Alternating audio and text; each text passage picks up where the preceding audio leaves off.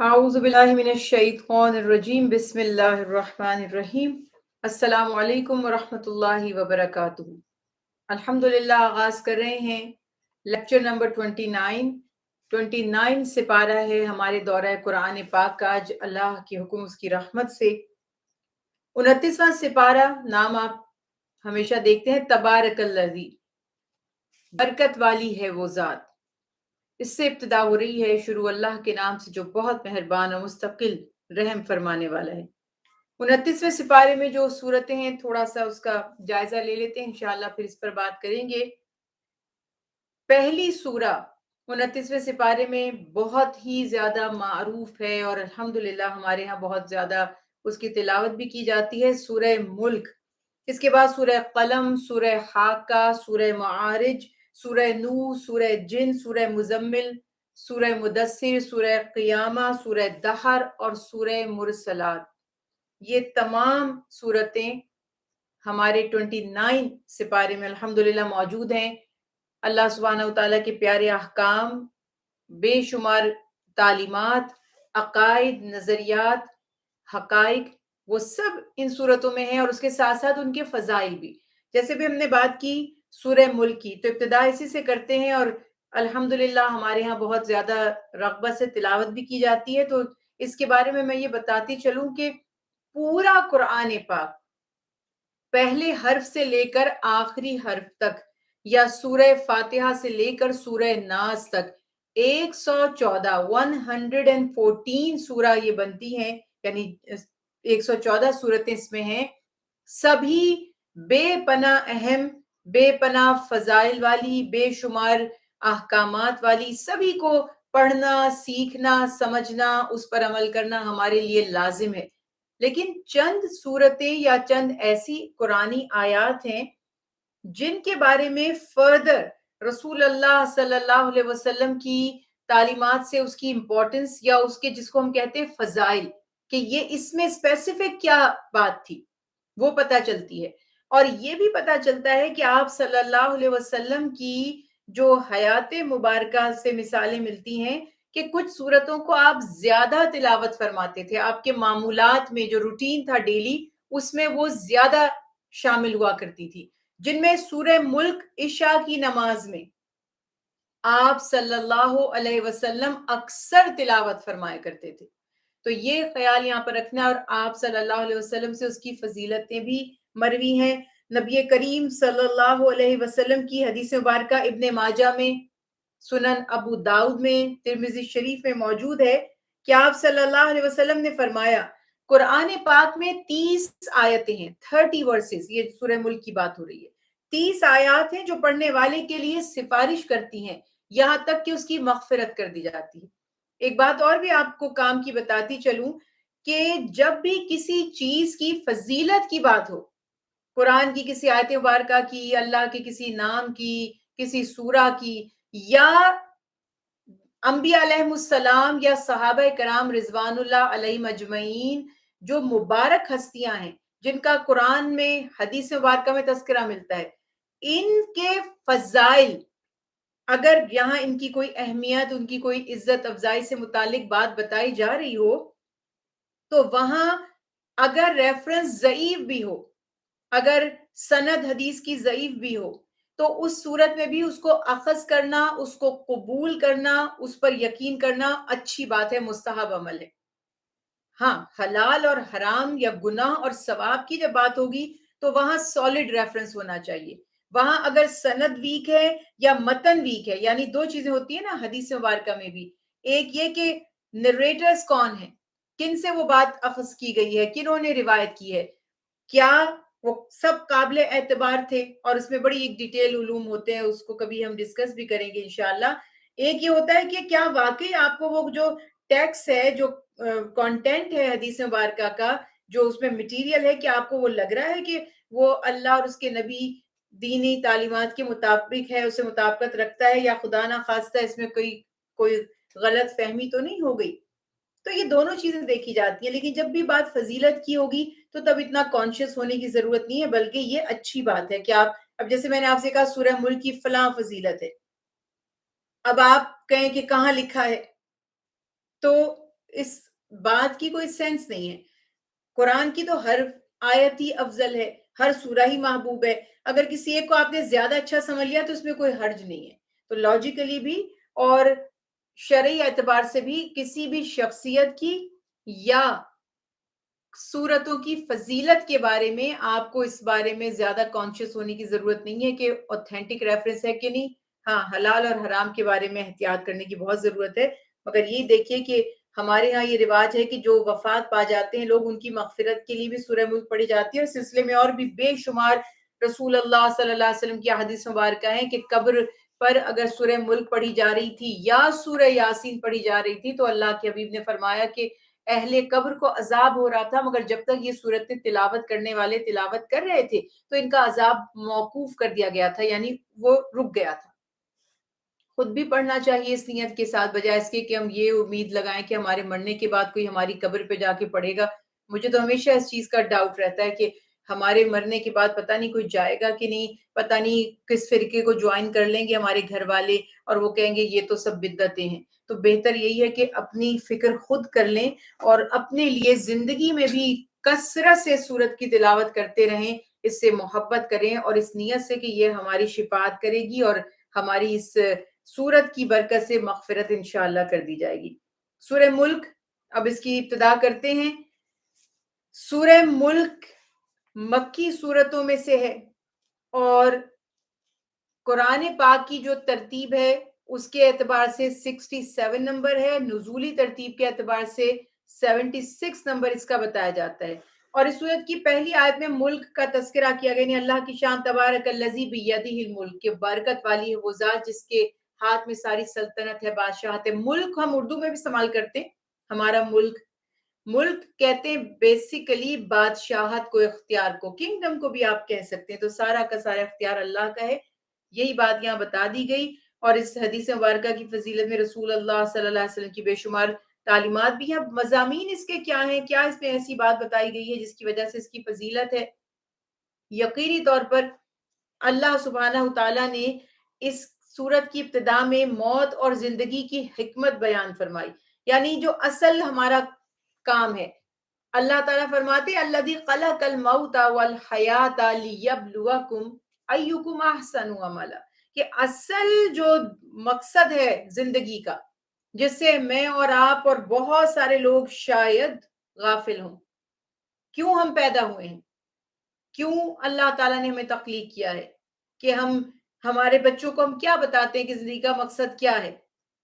کھانا پینا, اچھا گھر بنانا, بینک بیلنس ہونا, اچھی جابز لے لینا, یا اچھا بزنس اسٹیبلش کر لینا, یا اچھا لائف پارٹنر مل جانا, بچوں کے گریڈز اچھے آ جانا. یہی بس زندگی کا مقصد ہے, بس یہی تک ہے. یہ تو دنیاوی ضروریات ہیں, مقصد حیات نہیں ہے. اللہ سبحانہ تعالیٰ یہاں پر بیان فرما رہے ہیں کہ میں نے زندگی اور موت کو اس لیے پیدا کیا تاکہ میں انسان کی آزمائش کروں, اس کو جانچوں کہ کون اس میں سے اچھا کام کرنے والا ہے. تو ہمارا جو مقصد ہے وہ مقابلہ کرنا ہے دیگر انسانوں سے نیکیوں میں, کہ کون ہم میں کم سے کم گناہ کرتا ہے اور کون زیادہ سے زیادہ نیکی کرتا ہے. اصل مقصد حیات یہ ہے, جسے ہم بھول کر سارا کا سارا فوکس جو تھوڑے دن کی زندگی ہے دنیاوی, اس کے اوپر صرف کر رہے ہیں اور اسی پہ ہم راضی ہیں. اپنے بچوں کو بھی نہیں بتا رہے کہ اصل مقصد حیات کیا ہے.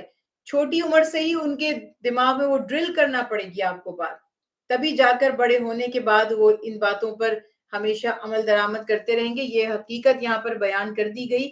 اور اسی طرح سے اللہ سبحانہ تعالیٰ نے بیان بھی فرما دیا کہ میزان میں دیکھا جائے گا کہ کس کے اعمال بہتر ہے. اگلی آیات میں اللہ نے جو آسمانوں کو تخلیق فرمایا, اس کی جو قدرتیں ہیں اس کا تذکرہ فرمایا جا رہا ہے. اللہ تعالیٰ ارشاد فرماتے ہیں کہ زمین اور آسمان پر حقیقی بادشاہت اللہ ہی کی ہے. موت اور زندگی, عزت اور ذلت, فقر و مفلسی, یعنی جو ہمارے پاس مال کی تنگی ہو جاتی ہے یا غنی ہم ہو جاتے ہیں, رچ ہو جاتے ہیں, فراوانی ہو جاتی ہے, یہ تمام چیزیں, کسی سے رک جانا, کسی کو دے دینا, یہ پورا نظام اللہ کے ہاتھ میں ہے.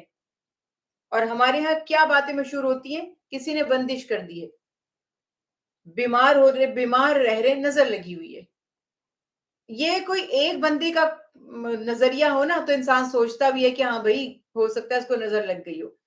جو بیمار ہوگا وہ کہے گا نظر لگی ہے، جس کی مال روزی روٹی میں مشکل آئے گی وہ کہے گا بندش ہوئی ہوئی ہے، جس کے رشتے نہیں آ رہے ہوں گے کوئی ٹونا ہوا ہے، جس کے میاں بیوی کی لڑائی چل رہی ہوگی تو کسی نے جو ہے وہ روک کی ہوئی ہے. سارا کا سارا کریڈٹ ہم نے لوگوں کو دے دیا، یعنی جو معاذ اللہ اللہ سبحانہ و تعالیٰ تو پھر کچھ کر ہی نہیں رہے، سارے تفویض کر دیے اپنے اختیارات اللہ نے معاذ اللہ لوگوں کو، کہ جو چاہے گا آپ کی روزی روک دے گا، جو چاہے گا آپ کے رشتوں میں رکاوٹ پیدا کر دے گا، جو چاہے گا آپ کو بیمار کر دے گا، جو چاہے گا اولاد ہونے نہیں دے گا، جو چاہے گا میاں بیوی میں جھگڑا کروا دے گا. کیا لوگ اتنے طاقتور ہیں؟ اگر لوگ اتنے طاقتور ہوتے تو قرآن پاک میں اللہ تعالیٰ ارشاد فرماتے ہیں اگر ان کے ہاتھ میں اللہ کے خزانے ہوتے وہ زمین پر کسی کو ایک اس میں سے ذرہ بھی نہ دیتے. اگر لوگوں کا اتنا اختیار ہوتا تو ہمیں کب کے ہڑپ کر چکے ہوتے، چبا کر کھا چکے ہوتے. آپ کیا سمجھتے ہیں کتنے حسد کرنے والے ہوتے ہوں گے؟ بالکل ہوتے ہوں گے. کتنے آپ سے جیلس ہونے والے لوگ ہیں، کتنے آپ کی ترقی کی راہ میں رکاوٹ بننے والے لوگ ہیں. یہ سب چیزیں ہوتی ہیں، لیکن جو ایمان ایک مسلمان کا ہوگا وہ اس بات پر ہوگا کہ کوئی حسد کرے، کوئی بغض رکھے، کوئی سازشیں کرے، کوئی نقصان پہنچانے کی کوشش کرے. ہم اپنا کام کیے جاتے ہیں، جہاں آپ کو لگتا ہے تدبیر کرنی ہے آپ تدبیر بھی کرتے ہیں. کیا اللہ کے حبیب نے ہجرت نہیں فرمائی تھی؟ میں یہ تو آپ سے کہہ ہی نہیں رہی کہ کچھ بھی نہیں ہوتا، مشکلیں ڈال تو دیتے ہیں راستے میں، آپ کی رکاوٹیں تو کھڑی کر دیتے ہیں لوگ، لیکن یہ رکاوٹیں بھی آپ کا امتحان ہے. ان کو فیس کرنا، پھر ان کو سولو کرتے ہوئے آگے بڑھنا، یہ بھی امتحان ہے. تو اللہ تعالیٰ یہ فرما رہے ہیں کہ یہ سارا اختیار میرے ہاتھ میں ہے، زندگی بھی میں دیتا ہوں، موت بھی میں دیتا ہوں، اور رزق بھی میں دیتا ہوں. جس کا چاہتا ہے رزق کو شادہ کر دیتا ہوں، جس کا چاہتا ہوں کم کر دیتا ہوں. ہاں ہمارے پاس ایسے بہت سے اصول ہیں، جیسے تعلیمات مصطفیٰ صلی اللہ علیہ وسلم میں ہے کہ آپ چاہتے ہیں کہ آپ کی عمر میں اور رزق میں برکت ہو تو صلہ رحمی کریں. یہ بات ہم سوچتے نہیں ہیں. اگر میں چاہوں کہ میری روزی بڑھ جائے اور میری عمر میں بھی خیر ہو، برکت ہو، تو مجھے چاہیے کہ میں لوگوں سے اور خاص طور پر رشتہ داروں سے اور مساکین سے اچھا سلوک کروں. مال کس طرح بڑھتا ہے؟ مال تقسیم کرنے سے بڑھتا ہے، رحم دلی کرنے سے راحت اور تسکین حاصل ہوتی ہے.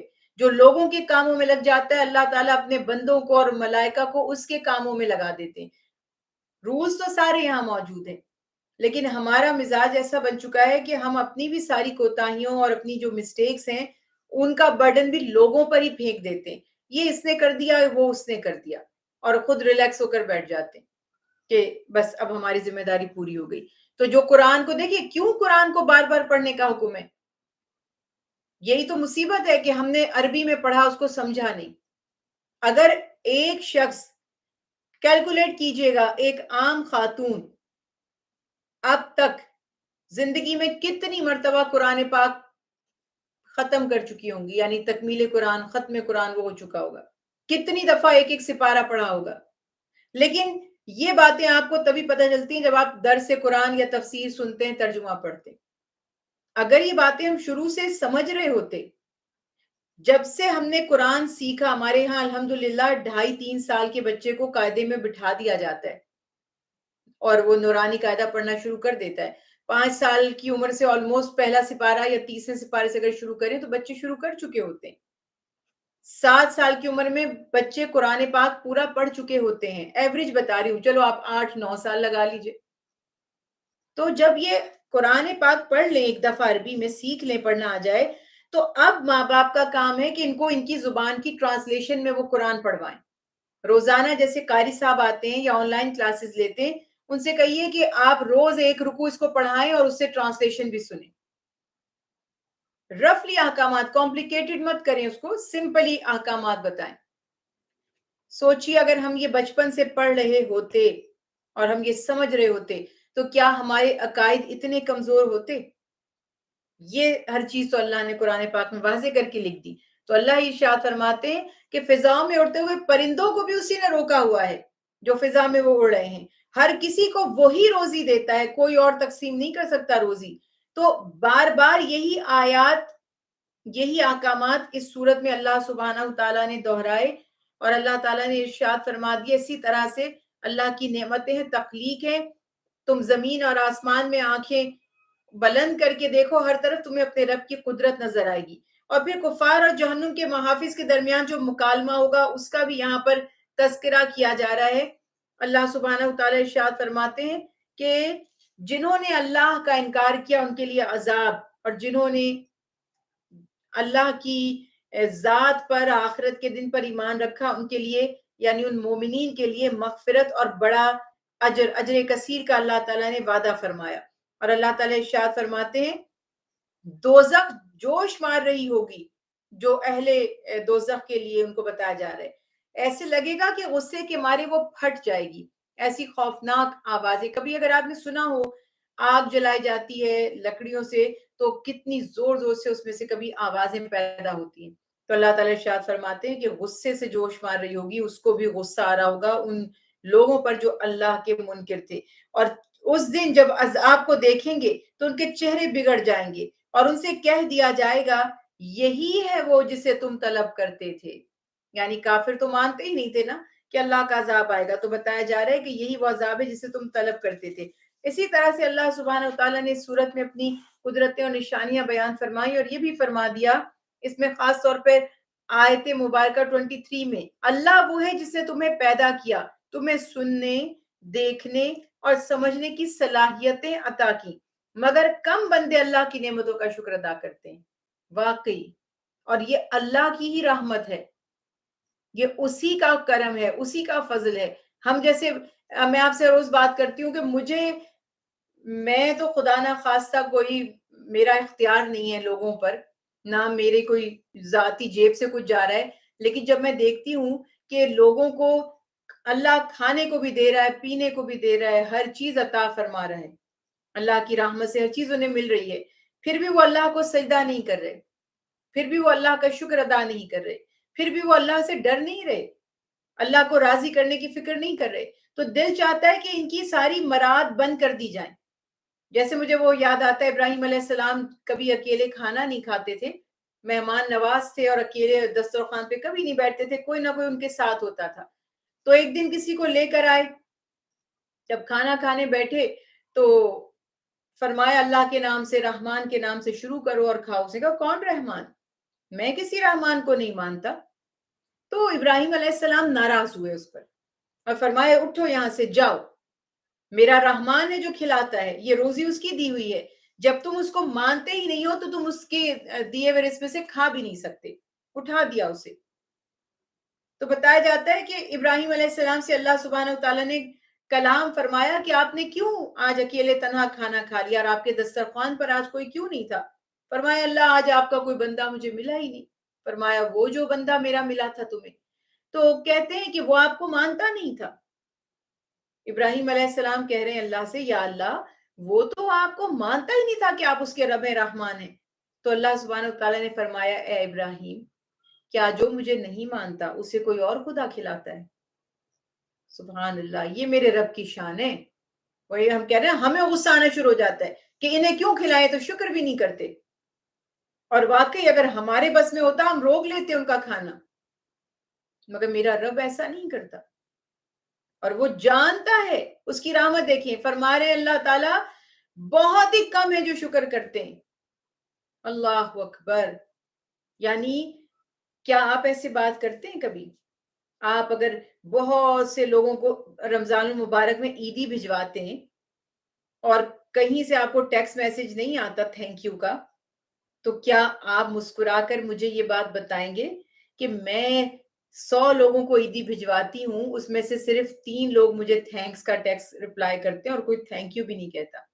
کیا آپ کے لیے اس کو ایکسیپٹ کرنا اتنا ایزی ہوگا کہ بغیر کسی استحقاق کے, they don't have any right, ہم پابند نہیں تھے ان کو بھیجنے کے لیے, ہم نے دیا اور وہ شکریہ بھی نہیں کہہ رہے. مگر میرے رب کی شان دیکھیں, وہ بتا رہے ہیں کہ میں کھلاتا ہوں, میں پلاتا ہوں, یہ سانس بھی میری دی ہوئی ہے, یہ آنکھیں جن سے تم دیکھتے ہو یہ بھی میری عطا کی ہوئی ہیں, یہ کان جو سن رہے ہیں یہ بھی میرے عطا کیے ہوئے ہیں. ہر چیز اللہ تعالیٰ عطا فرماتے ہیں, اس کے باوجود فرما رہے ہیں تم شکر نہیں کرتے. بہت کم ہے تم میں سے جو شکر گزاری کرتے ہیں. اسی لیے فرمایا اگر صبح کو تمہارا رب زمین میں تمہارا جو پانی ہے اتار دے زمین میں, یعنی سم ٹائمز ہم بورنگ بنواتے ہیں اور کبھی کبھی 100 فیٹ کی ڈگ کرنے سے پانی نکل آتا ہے, کبھی 200 فیٹ پہ بھی نہیں نکلتا. 250 فیٹ اگر ہم کھودتے ہیں سم ٹائمز ان علاقوں میں پھر بھی پانی نہیں نکلتا. کبھی پانی تو نکل آتا ہے مگر کچھ عرصے کے بعد خشک ہونے لگتا ہے, نیچے چلا جاتا ہے, پھر اور اس کو کھدائی کرنی پڑتی ہے. کیا کر سکتے ہیں ہم بے بس ہیں. تو اللہ تعالیٰ فرما رہے ہیں اگر میں تمہارا صبح کو تمہارا پانی زمین میں اتار دوں, چلا جائے نیچے, نہ نکلے, قحط سالی ہو جائے, خشک سالی ہو جائے, ہم بوند بوند کے لیے ترس جائیں, تو کیا کریں گے ہم, کس سے لڑیں گے؟ تو یہ میرے رب کی شان ہے. فرمایا بتاؤ تو صحیح کہ کون تمہیں پانی لا کر دے گا. وہ مصنوعی بارشیں کرنے کی کوشش کی تھی نا, اب یہ جو پوری دنیا میں جو تباہیاں آ رہی ہیں, گلوبل وارمنگ جس کو آپ کہہ رہے ہیں, یہ ایکسپیریمنٹس بے وقوفوں کی طرح کے کیے چلے جا رہے ہیں, قدرت کے نظام کو چھیڑ رہے ہیں, فطرت کے اگینسٹ جا رہے ہیں.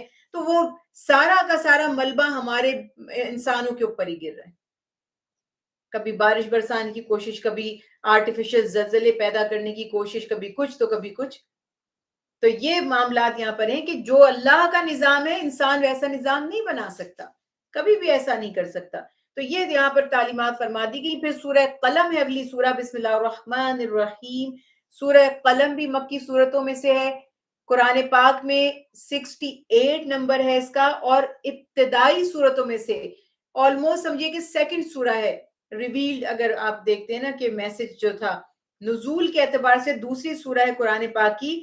قلم, اس سورت کی ابتدائی آیت میں لفظ قلم استعمال ہوا ہے. قلم یہ پین, اب اس کی فارم ڈیفرنٹ ہے مگر اس زمانے میں لکڑی کا قلم ہوا کرتا تھا. مقصد یہی ہے جس چیز سے لکھا جاتا ہے, تو اسی نسبت سے سورت کا نام سورہ قلم رکھا گیا ہے.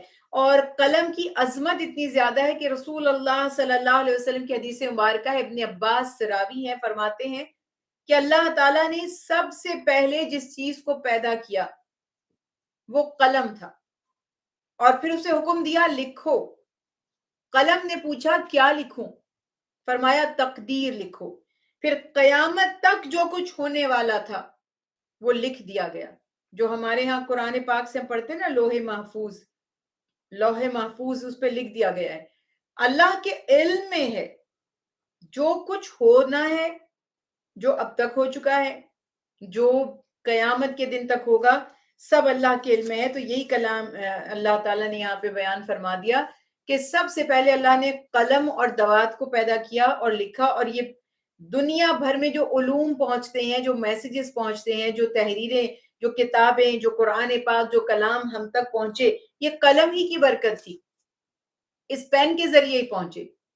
آج بھی آپ دیکھیے کہ جو آپ کے پاس PDF فائلز آتی ہیں یا آپ آن لائن جو بک ریڈنگ کرتے ہیں, وہ لکھی گئی تھی بک پہلے, اس کو لکھا گیا تھا, چھاپا گیا تھا, اس کے بعد وہ اویلیبل ہے اور آن لائن آپ ریڈ کر سکتے ہیں چاہیں تو. تو یہ اللہ تعالیٰ کی شان ہے.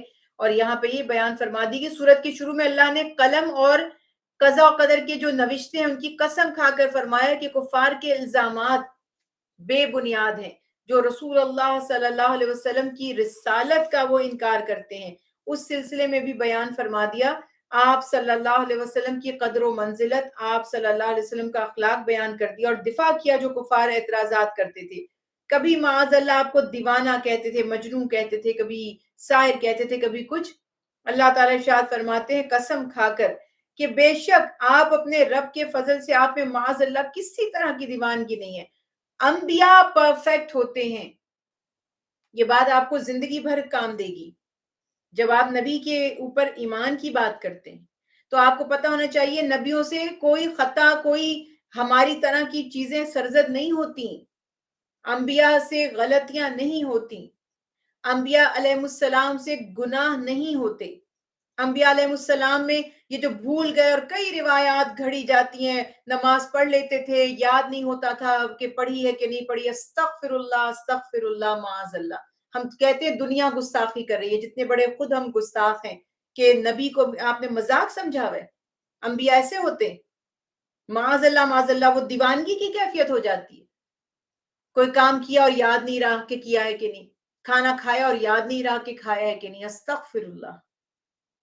تو یہ باتیں یہاں قرآن جو بتا رہے ہیں نا اس پہ غور کریں. قرآن بتا رہے ہیں نبیوں میں دیوانگی نہیں ہوتی، کم عقلی نہیں ہوتی، کمزوری نہیں ہوتی، ضعف نہیں ہوتا، وہ گناہ نہیں کر سکتے، ان کے اوپر جادو اثر نہیں کر سکتا اور نہ وہ جادوگر ہوتے. یہ قرآن بات بتا رہا ہے. اب آپ کوئی کچھ بھی اس کے سوا لے آئیں اور وہ قرآن سے کلیش ہو رہا اور پھر بھی آپ اسی کے اوپر چلیں اور آپ فکر بھی نہ کریں کہ اس سے میرے نبی کی شان میں کتنی بے ادبیاں اور گستاخیاں ہو رہی ہیں اور دین کتنا مشکوک ہو رہا ہے اور کس طرح کی ہم پروپیگنڈا پھیلا رہے ہیں. وہ ہمارا کیا ہوا بھی نہیں ہے، وہ پروپیگنڈا تو اسلام دشمنوں کا کیا ہوا ہے. تو اس لیے یہاں پر یہ پوائنٹس اسی لیے یہاں قرآن میں نبی کا انٹروڈکشن دیا جا رہا ہے. نبی کے اخلاق عظیم ہوتے ہیں دنیا بھر میں. وَإِنَّكَ لَعَلَىٰ خُلُقٍ عَظِيمٍ اس صورت میں فرمایا نا 4 آیت میں، تو فرمایا دنیا بھر میں اگر آپ کسی کو کہتے ہیں نا اس میں یہ خوبی ہے، یہ اخلاق ہے، تو یاد رکھیے گا کہ میرے نبی اس سے پہلے وہ خوبی ان میں موجود ہوگی. اور دنیا بھر میں جہاں آپ کہتے ہیں یہ بات اچھی نہیں ہے، یہ تو انسانوں کو زیب نہیں دیتی، وہ میرے نبی میں نہیں ہو سکتی. میری اور میرا تو عقیدہ یہ ہے الحمدللہ، یہ ایمان ہے. تو اس لیے ہمیں کوئی فرق نہیں پڑتا، ہم مرعوب نہیں ہوتے ادھر ادھر کی باتوں سے. تو یہ بات یہاں پتہ چل گیا کہ کبھی بھی کوئی بھی روایت، کوئی بھی کہانی، کوئی بھی قصہ آپ تک پہنچے اور آپ کو لگے کہ یہ نبی کی شان کے لائق نہیں ہے، کبھی اس کے اوپر یقین بھی مت کیجیے. جو آپ کے جیسے اور میرے جیسے لوگ سوچ سکتے ہیں کہ یہ اچھی بات نہیں ہے، تو اللہ کے نبی تو بہت ہی پاکیزہ، بہت ہی نفیس، بہت ہی مبارک، بہت ہی نیک، بہت ہی گریسفل. یعنی ہمیں گریس کے میننگز بھی نہیں پتا جتنی گریس میرے نبی میں ہے. تو یہ سوچ لیجئے یہاں پر یہ بات بتا دی گئی. اور مسلم شریف کی، ابو داؤد نسائی کی روایات ہیں. حضرت عائشہ صدیقہ رضی اللہ تعالی عنہا سے کسی نے پوچھا اللہ کے نبی کے اخلاق کے بارے میں بتائیں، فرماتی ہیں کانا خلق القرآن. کیا بتاؤں اخلاق کے بارے میں، قرآن نہیں پڑھا کیا؟ جو قرآن ہے وہ میرے نبی کی سیرت ہے. تو کرائٹیریا کیا ہے؟ اگر قرآن پاک میں کسی چیز کو ناپسند کیا گیا، میرے نبی وہ کام نہیں کر سکتے. اب آپ کسی بھی 10 کتابوں میں سے ڈھونڈ کر لے آئیے، 20 میں سے لے آئیے، 30 میں سے لے آئیے، یہ دیکھیں اس نے بھی لکھا ہے، اس نے بھی لکھا ہے، اس نے بھی لکھا ہے. کیا کوئی لکھنے والا اللہ سے زیادہ بڑھ کر ہے آپ کی نظر میں؟ اللہ نے کیا لکھا ہے؟ اللہ تعالیٰ نے کیا لکھا ہے کہ نبی کے اخلاق سے اچھا اخلاق کسی کا ہو ہی نہیں سکتا. تو یہ بات یہاں پہ پتہ چل گئی کہ قرآن کی عملی تفسیر ہے اللہ کے حبیب، قرآن ہی ہے اللہ کے نبی. آپ صلی اللہ علیہ وسلم کی ذات کیا ہے؟ قرآن ہے، عمل ہے قرآن کا. تو یہ بات یہاں پر واضح فرما دی گئی. اور اللہ سبحانہ وتعالیٰ نے نبی کریم صلی اللہ علیہ وسلم کو تمام بہترین اخلاقیات کی تکمیل کے لیے بھیجا. اور آپ صلی اللہ علیہ وسلم کا جو کفار کے یہ جاہلوں کی سازشیں تھیں، کفار کی، وہ جو جملے کہا کرتے تھے، اللہ تعالیٰ نے اپنے حبیب کو ان سے بری قرار دے دیا. اور ایک تمثیل بھی یہاں بیان کی گئی اور یہ بھی بتا دیا گیا کہ کفار و مشرکین کی جانب سے جو رسول اللہ صلی اللہ علیہ وسلم پر الزامات لگائے جاتے تھے یا باتیں کہی جاتی تھی، اللہ نے کیسے اس کا رد فرمایا. اور پھر فرمایا کسی ایسے شخص کا کہا مت مانو جو زیادہ قسمیں کھانے والا، بے وقار اور بہت ہی زیادہ کہتے نا گھٹیا، جس کو کہتے گیا گزرا، عیب گو، چغل خور، بھلائی سے روکنے والا، حد سے بڑھ جانے والا، گناہگار، گردن کش، یہ اکڑی ہوئی گردن والا، اور پھر ساتھ ہی بے نسب بھی ہو. اللہ اکبر. اب یہ ویسے تو دیکھیے قرآن پاک کی آیات لانگ ٹرم میں ہماری رہنمائی کرتی ہیں، جن میں یہ اوصاف ہوں، ایسی جن میں آپ کو باتیں نظر آ رہی ہیں، چاہے ان میں سے کوئی ایک ہو، چاہے 2 ہوں، چاہے سبھی ہوں. تو فرمایا ایسے لوگوں کی پرواہ نہ کرے، وہ ان کی کوئی حیثیت نہیں ہے، وہ کبھی خیر کے کام کو پروموٹ نہیں کریں گے، وہ کبھی اس شخص کی حمایت نہیں کریں گے جو خیر پھیلانے والا اور خیر کا حکم دینے والا ہے. لیکن مفسرین کرام نے ایک اس کو تھوڑا سا الگ بھی کیا ہے کہ ولید بن مغیرہ جیسا شخص جو روسائے قریش تھے، قریش کے رچ لوگ تھے، رئیس تھے، جو ان کے سردار تھے، ان کے پاس دولتیں تھیں، مال و دولت اسباب تھے، ان کے پاس بہت سارے قبیلے، ان کی اولادیں تھیں، خاندان بڑے بڑے تھے. تو بتایا کہ وہ صرف اس لیے سرکشی کرتے ہیں کہ اللہ تعالیٰ نے مال اور اولاد والا بنایا. اب یہاں پہ یہ بات بھی پتا چل گئی کہ مال اور اولاد کوئی بلیسنگز نہیں ہے. مال تبھی رحمت ہے جب حلال ذریعے سے آیا اور اللہ کی رضا کے مطابق خرچ کرنے کی توفیق ہوئی. اولاد اسی صورت میں رحمت ہے جب وہ نیک و کار ہو. اگر وہ گناہگار ہے، سیاہکار ہے، فاسق ہے تو وہ ماں باپ کے لیے بھی مصیبت ہے. اور اگر ماں باپ نے اس کو ایسا بنایا یا اس کی تربیت نہیں کی تو ان کے لیے عذاب جاریہ ہے. تو یہ بات یہاں پر واضح ہو گئی کہ اگر کسی کو ظاہری دنیا میں آپ اسٹیٹس پہ دیکھیں تو کبھی مت سمجھیں جو ہم کہتے ہیں اللہ کا بڑا اس پہ فضل ہے، ہم یہ کہتے ہیں، ہمارے سٹینڈرز بالکل رانگ ہیں، بالکل رانگ ہیں. جس پر آپ کہہ رہے ہیں اللہ کا فضل ہے، قرآن نہیں کہہ رہا کہ اس پر اللہ کا فضل ہے. اللہ تعالیٰ تو فرما رہے ہیں جس کو دین کی سمجھ بوجھ عطا ہوگی اس پر اللہ کا فضل ہے. جو فرقہ واریت نہیں پھیلاتا، تعصب نہیں کرتا، اس پر اللہ کا فضل ہے. جو لوگوں کو جوڑتا ہے، ان سے محبت کرتا ہے، ان میں یونٹی پیدا کرنا چاہتا ہے، ان پر اللہ کا فضل ہے.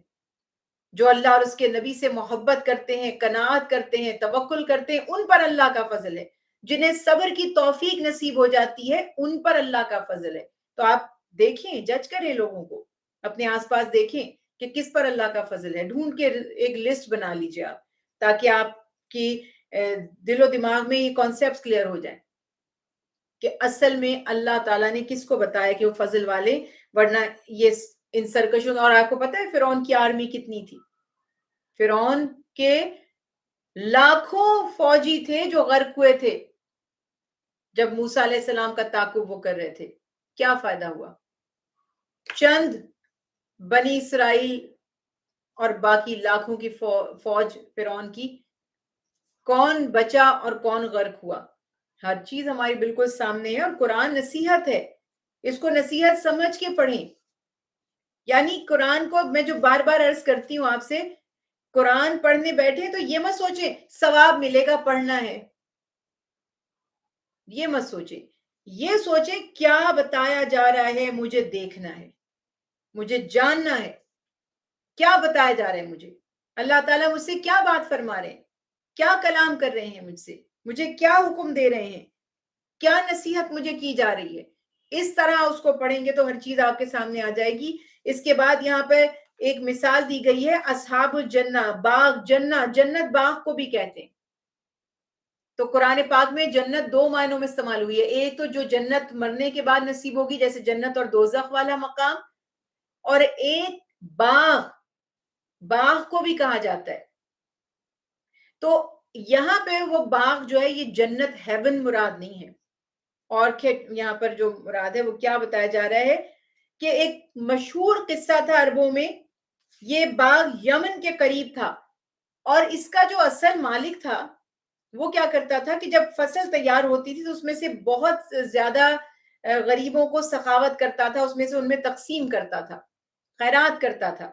تو وہ جب وفات پا گیا تو وہ باغ ظاہر ہے کہ اب اس کی اولاد کو مل گیا. تو اولاد بخیل تھی. اور میں نے تو اپنی زندگی میں ایسے دیکھا، اتنے اچھے نیک ماں باپ ہوتے ہیں اور وہ زندگی بھر سخاوت کرتے ہیں.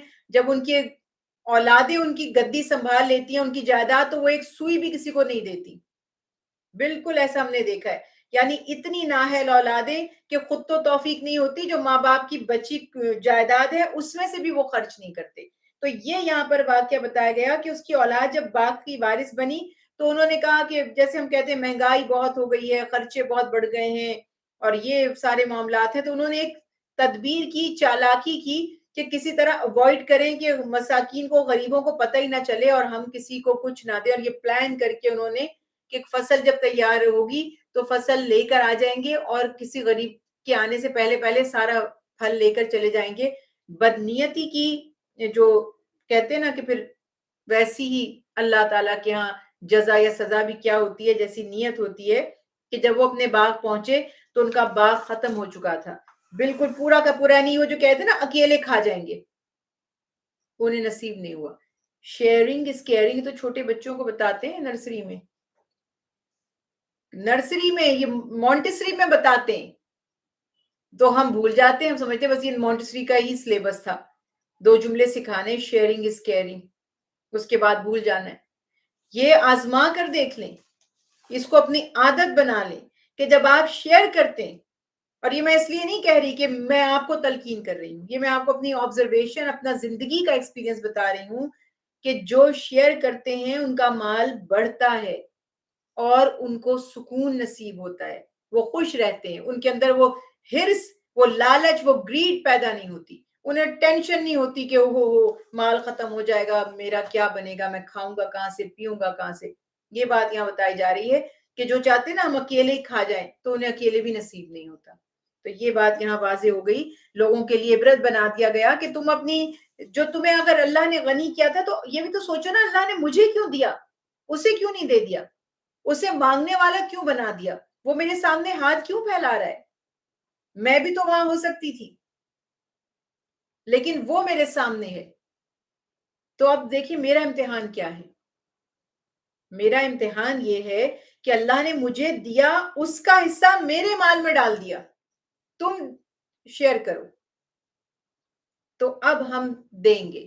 اور یہاں پر بات یہی ہے کہ جیسے ابھی آگے بھی آپ پڑھیں گے قرآن پاک میں کہ اللہ تعالیٰ فرماتے ہیں کہ ان کے مالوں میں مانگنے والے اور جو سوال نہیں کرتے ان کا حصہ ہے، وہ ان کو بھی دیتے ہیں جو مانگ لیں، اور انہیں بھی دیتے ہیں جو مانگنے سے بچنا چاہتے ہیں، ان کو بھی دیتے ہیں۔ اور اگر وہ بخیل بن جائیں گے، اگر وہ خرچ نہیں کریں گے، تو اللہ تعالیٰ فرما رہے پھر اس مال سے کسی کو بھی فائدہ نہیں پہنچے گا۔ پھر متقین کا انجام بتایا جا رہا ہے، کفار کے لیے عبرت کی مثال بیان کرنے کے بعد متقین کا تذکرہ کیا جا رہا ہے۔ اللہ سبحانہ وتعالی ارشاد فرماتے ہیں یقیناً ان کے لیے اجر و ثواب ہے۔ اور پھر اللہ تعالیٰ یہاں پر یہ بھی سوال کر رہے ہیں کہ کیا وہ جو محسن ہے اور جو مجرم ہے دونوں ایکول ہیں، وہ برابر ہو سکتے ہیں؟ جو فرما بردار ہے اور جو نافرمان ہے کیا وہ دونوں برابر ہو سکتے ہیں؟ جو بغاوت کرتا ہے اللہ کے حکم سے اور جو اللہ کا وفادار ہے کیا وہ دونوں برابر ہو سکتے ہیں؟ کبھی بھی نہیں ہو سکتے، دونوں کا ایک جیسا رتبہ کبھی بھی نہیں ہو سکتا۔ یہی بات اس صورت میں یہاں پہ اللہ سبحانہ وتعالیٰ نے سمجھا دی۔ اور ایک اور اہم واقعہ یہاں پر بیان کیا جا رہا ہے کہ جس دن، یعنی قیامت کے بارے میں تذکرہ کیا جا رہا ہے آیت مبارکہ 42 میں، جس دن پنڈلی یعنی ساکھ کھول دی جائے گی اور سجدے کے لیے بلائے جائیں گے تو سجدہ نہ کر سکیں گے۔ یہ سجدہ کتنی پیاری عبادت ہے، یہ ایسا پوسچر ہے، یہ محض ایک پوسچر نہیں ہے، یہ بڑی اس میں حکمتیں ہیں، اللہ کی رضا کے حصول کا یہ ذریعہ ہے۔ اور قیامت کے دن جب مشرکوں اور کافروں کو جو دنیا میں سجدہ نہیں کرتے تھے، اس دن کہا جائے گا سجدہ کرو تو ان کی تو گردن موڑے گی نہیں سجدے کے لیے، ایسا لگے گا کسی نے کوئی روڈ ڈال دیا اس میں، وہ یوں جھک ہی نہیں پائیں گے۔ تو یہاں جو کہا گیا ہے نا کشف ساکھ، پنڈلی کھول دی جائے گی، عرب کے یہ محاوروں میں سے ہے، اور بعض علماء کرام نے فرمایا جو شدید یعنی کہ ایکسٹریملی سٹریس کا ٹائم ہوتا ہے، جب قیامت کی جو شدید واقعات ہوں گے اس سے بھی تشبیہ دی گئی ہے، اس کو کہتے ہیں کہ پنڈلی کھل گئی۔ تو محاورہ ہے، آیات متشابہات میں سے ہے، زبردستی اس کے مفہوم بتانے اور بنانے کی کوئی ہمیں ضرورت نہیں ہے، بس ہمیں کانسیپٹ سمجھ آ گیا کہ جب قیامت قائم ہوگی تو وہ لوگ جو دنیا میں سجدہ نہیں کرتے تھے انہیں وہاں بھی سجدے کی توفیق نصیب نہیں ہوگی۔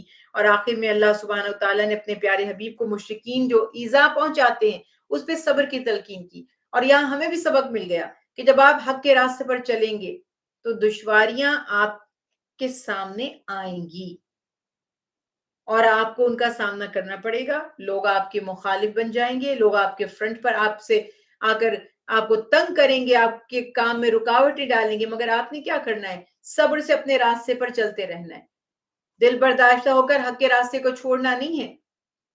یہی ہماری آزمائش ہے، یہ بتا دیا گیا۔ پھر سورہ حاقہ ہے، بسم اللہ الرحمن الرحیم۔ سورہ حاقہ بھی مکی صورتوں میں سے ہے، ترتیب کے اعتبار سے 69 اور نزول کے اعتبار سے 77 سورہ ہے. اور یہاں پر حاقہ جو ہے سوال کے ساتھ اس کو سورت کو الحاقہ سے شروع کیا گیا کہ الحاقہ کیا ہے. حاقہ کے معنی ہوتے ہیں حق سے ثابت ہونے والی. قیامت کا ایک نام ہے یہ, اسی نسبت سے سورت کو یعنی قیامت کے دن جو چیزیں کھل جائیں گی اور واضح ہو جائیں گی اس کا نام حاقہ رکھا گیا. قیامت کے دن اللہ کے جو وعدے تھے وہ بھی سچے ہو جائیں گے, جو وعیدیں تھی وہ بھی سچی ہو جائیں گی.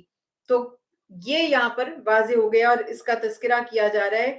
سورت کی ابتدا میں قیامت کی ہولناکی جو کیفیت ہوگی اس کا تذکرہ کیا گیا, اور اللہ سبحانہ وتعالی نے بیان فرما دیا کہ قیامت حق ہے اور یقینی طور پر قائم ہوگی. پھر اس کے بعد اس سورت میں اللہ سبحانہ وتعالی نے کچھ پچھلی قوموں کا جن کا تذکرہ پہلے بھی ہم پڑھ چکے ہیں, قوم سمود, قوم عاد, قوم لوط, ان سب کا انہوں نے بھی قیامت کو جھٹلایا, انبیاء کا انکار کیا اور اللہ کا انکار کیا. تو اللہ تعالیٰ فرما رہے ہیں کہ دیکھو کہ ان کا انجام کیا ہوا, ان پر کس طرح اللہ سبحانہ وتعالیٰ کی طرف سے عذاب آئے.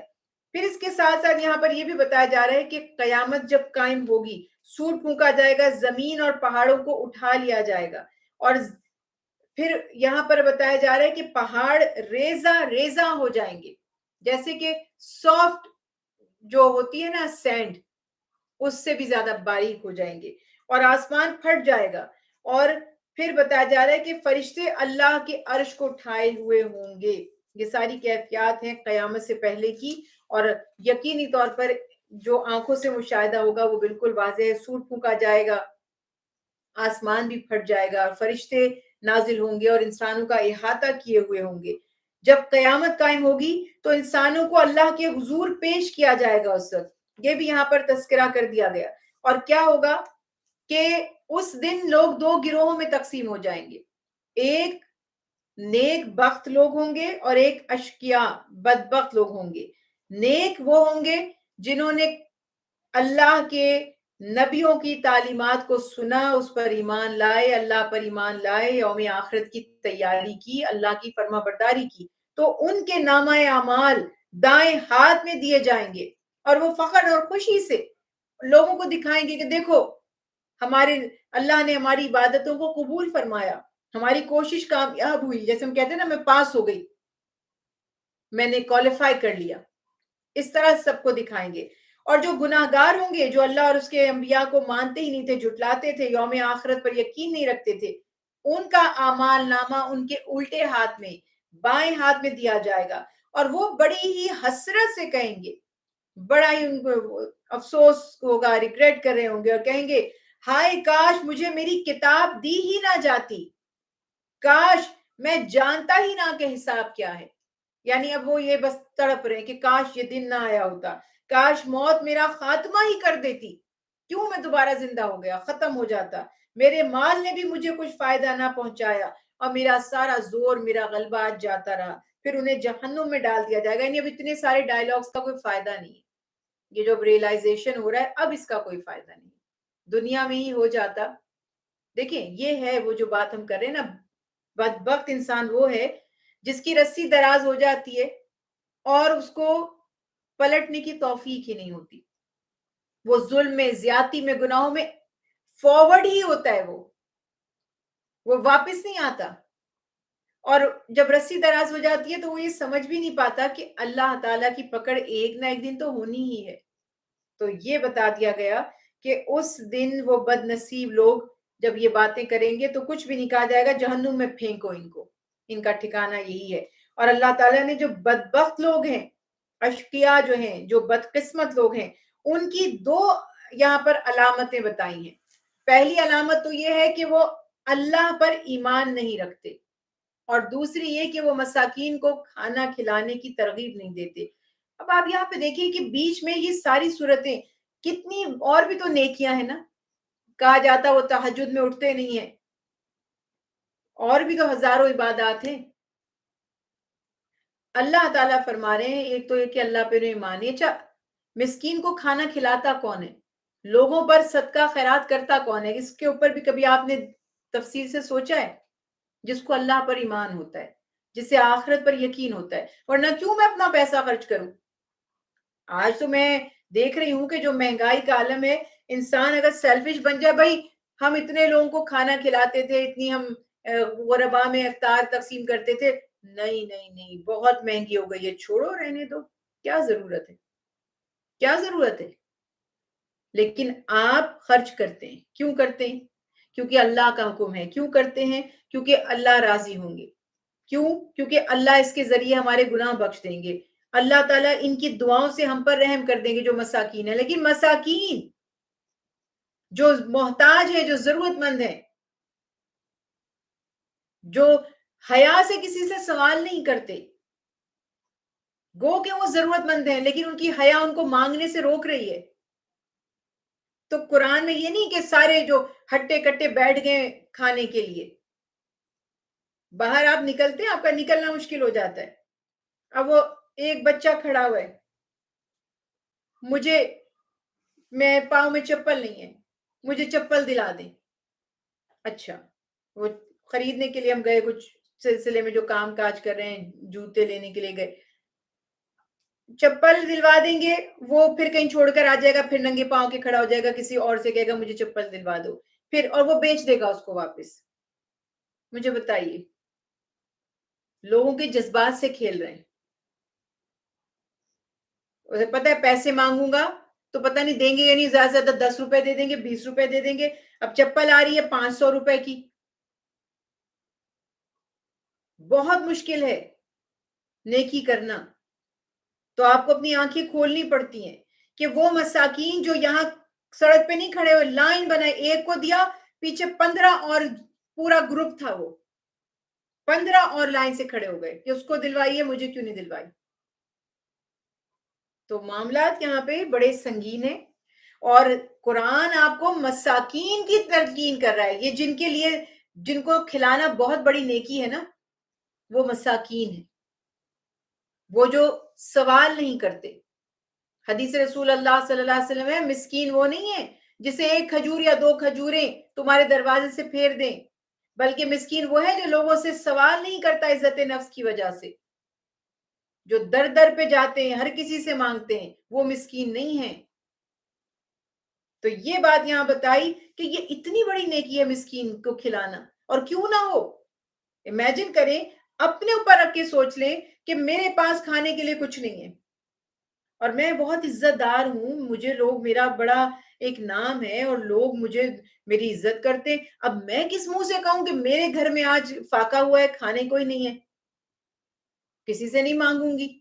ایسے میں کوئی آ جائے اور مجھے آ کر کچھ دے جائے, کیا کیفیت ہوگی میری, کیسے میں اللہ کا شکر کروں گی اور کیسے میں اس کی شکر گزار ہوں گی. امیجن کیجئے اس کیفیت کو, کہ اپنے اوپر رکھ کر سوچیں کہ ہم تو نہیں مانگتے نا کسی سے, تو اگر ہم پر یہ وقت آ جائے تو کیا ہم نہیں چاہیں گے کہ خاموشی سے کوئی ہماری مدد کر کے چلا جائے, جس کے آگے ہمیں ہاتھ نہ پھیلانا پڑے, جس کو ہمیں اپنا حال دکھانا نہ پڑے. یہ ہے وہ نیکی. اور اس کو آپ دیکھیے کہاں شامل کیا, 2 ہی عیب ہیں, اللہ پر ایمان نہیں رکھتے, مسکینوں کو کھانا نہیں کھلاتے. پتا چلا کھانا کھلانا, دیکھیے نا, بڑے بڑے گناہوں کا کفارہ تھا, بڑے بڑے گناہوں کا کفارہ تھا. اور بھوکے کو کھانے سے بڑی کیا چیز ہے, اس کے لیے کیا اہم ہے. تو اسی لیے اللہ تعالیٰ نے یہاں پر یہ 2 انہیں جو ہیں اوصاف, جو کہ obviously اوصاف سے مراد یہ کہ ان کی علامتیں بیان فرمائی ہیں, ان کی جو ہے برائیاں بیان فرمائی ہیں. پھر اللہ تعالیٰ نے ان کا انجام بتانے کے بعد قرآن کی صداقت پر قسم کھا کر فرمایا, بس مجھے قسم ہے ان چیزوں کی جنہیں تم دیکھتے ہو, اور ان چیزوں کی جنہیں تم نہیں دیکھتے. کائنات میں ہمارے گرد ایسی بے شمار مخلوقات ہیں, ایسے بہت سے حقائق ہیں, ابھی تک ہم نے ایکسپلور نہیں کیے. یہ قرآن تو ہمیں یہ راہ دکھا رہا ہے. کیوں قرآن میں غور و فکر کا حکم دیا گیا ہے؟ غور و فکر کیا کرنا ہوتا ہے؟ کوا حلال ہے کہ نہیں, یہ غور کرنا ہوتا ہے. قرآن میں غور کرنے کا مطلب یہی ہے کہ ڈسکور کریں. آپ کو کلو دے دیا کہ تمہارے آس پاس بہت کچھ ہے, ڈھونڈو. سائنٹسٹ کر رہے ہیں نا یہ کام, کہ ہمیں اشارہ ملا ہے کہ بہت کچھ ہے. یہ جتنی مخلوقات ہم ہیں بس اتنی نہیں ہے, بہت کچھ ابھی چھپا ہوا ہے جو ہم آہستہ آہستہ ایکسپلور کریں گے اگر ہم قرآن پر غور و فکر کریں گے. تو فرمایا تمہیں بہت سی چیزیں نظر آ رہی ہیں اور تمہارے آس پاس ایسا بہت کچھ ہے جو ابھی تک تمہاری ظاہری آنکھ دیکھ نہیں پا رہی. بے شک یہ قرآن بزرگ رسول کا لایا ہوا ہے, یہ کسی شاعر کا قول نہیں. اللہ اکبر. حضرت عمر فاروق رضی اللہ تعالیٰ عنہ کا واقعہ لکھا جاتا ہے کہ کعبے میں ایک دفعہ جب ایمان نہیں لائے تھے تو تشریف لے گئے تھے. رات کی تاریکی میں کعبے کی طواف تو آپ کو پتا ہے کہ جو ایمان نہیں رکھتے تھے مشرکین بھی کرتے تھے, اس کے ادب احترام کرتے تھے. تو وہاں پہ دیکھا کہ رسول اللہ صلی اللہ علیہ وسلم قرآن کی تلاوت فرما رہے. تو وہ جو اس میں ردم تھا نا, جو اس میں وزن تھا, تو کہتے ہیں دل میں شاعر ہے یہ, دل میں. تو اللہ کے حبیب نے اگلی آیت پڑھی کہ یہ کسی شاعر کا قول نہیں ہے. چونک گئے, ڈر گئے کہ یہ بات تو میں نے دل میں سوچی تھی. تو سوچا یہ جادوگر ہیں, یہ جان لیتے ہیں دل کی بات, معاذ اللہ کاہن ہے. اللہ نے فرمایا کسی کاہن کا کلام نہیں ہے. اللہ اکبر. آپ کے رونگٹے کھڑے ہو گئے اور آپ خوف زدہ ہو گئے. پھر بتائیے اللہ رب العالمین کا کلام ہے.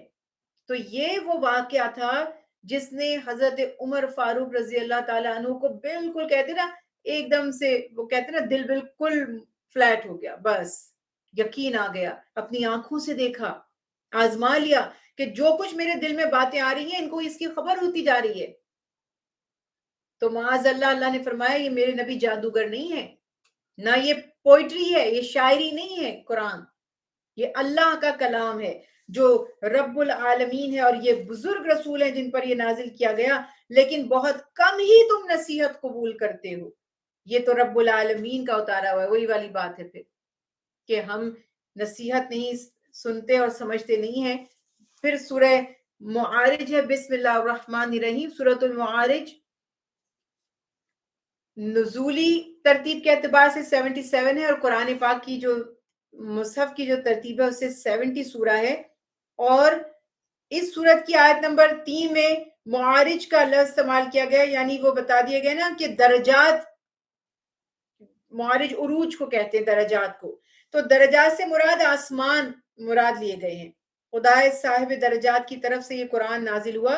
من اللہ ذی المعارج, عروج والا, آسمانوں والا, بلندی والے رب کی طرف سے. تو سورت کی ابتدا میں کفار مکہ کو رسول اللہ صلی اللہ علیہ وسلم کی جو وہ حق کی دعوت کا استہزاء کرتے تھے, مذاق اڑاتے تھے اس کو. دیکھیں ظالم جاہل شخص جب آپ اس سے سنجیدہ بات کریں گے نا, مذاق اڑائے گا, ہنسے گا, ہنسے گا, وہ مذاق اڑائے گا. پھر آہستہ آہستہ وہ مشتعل ہونا شروع ہو جائے گا. یہ ان کا پیٹرن ہے.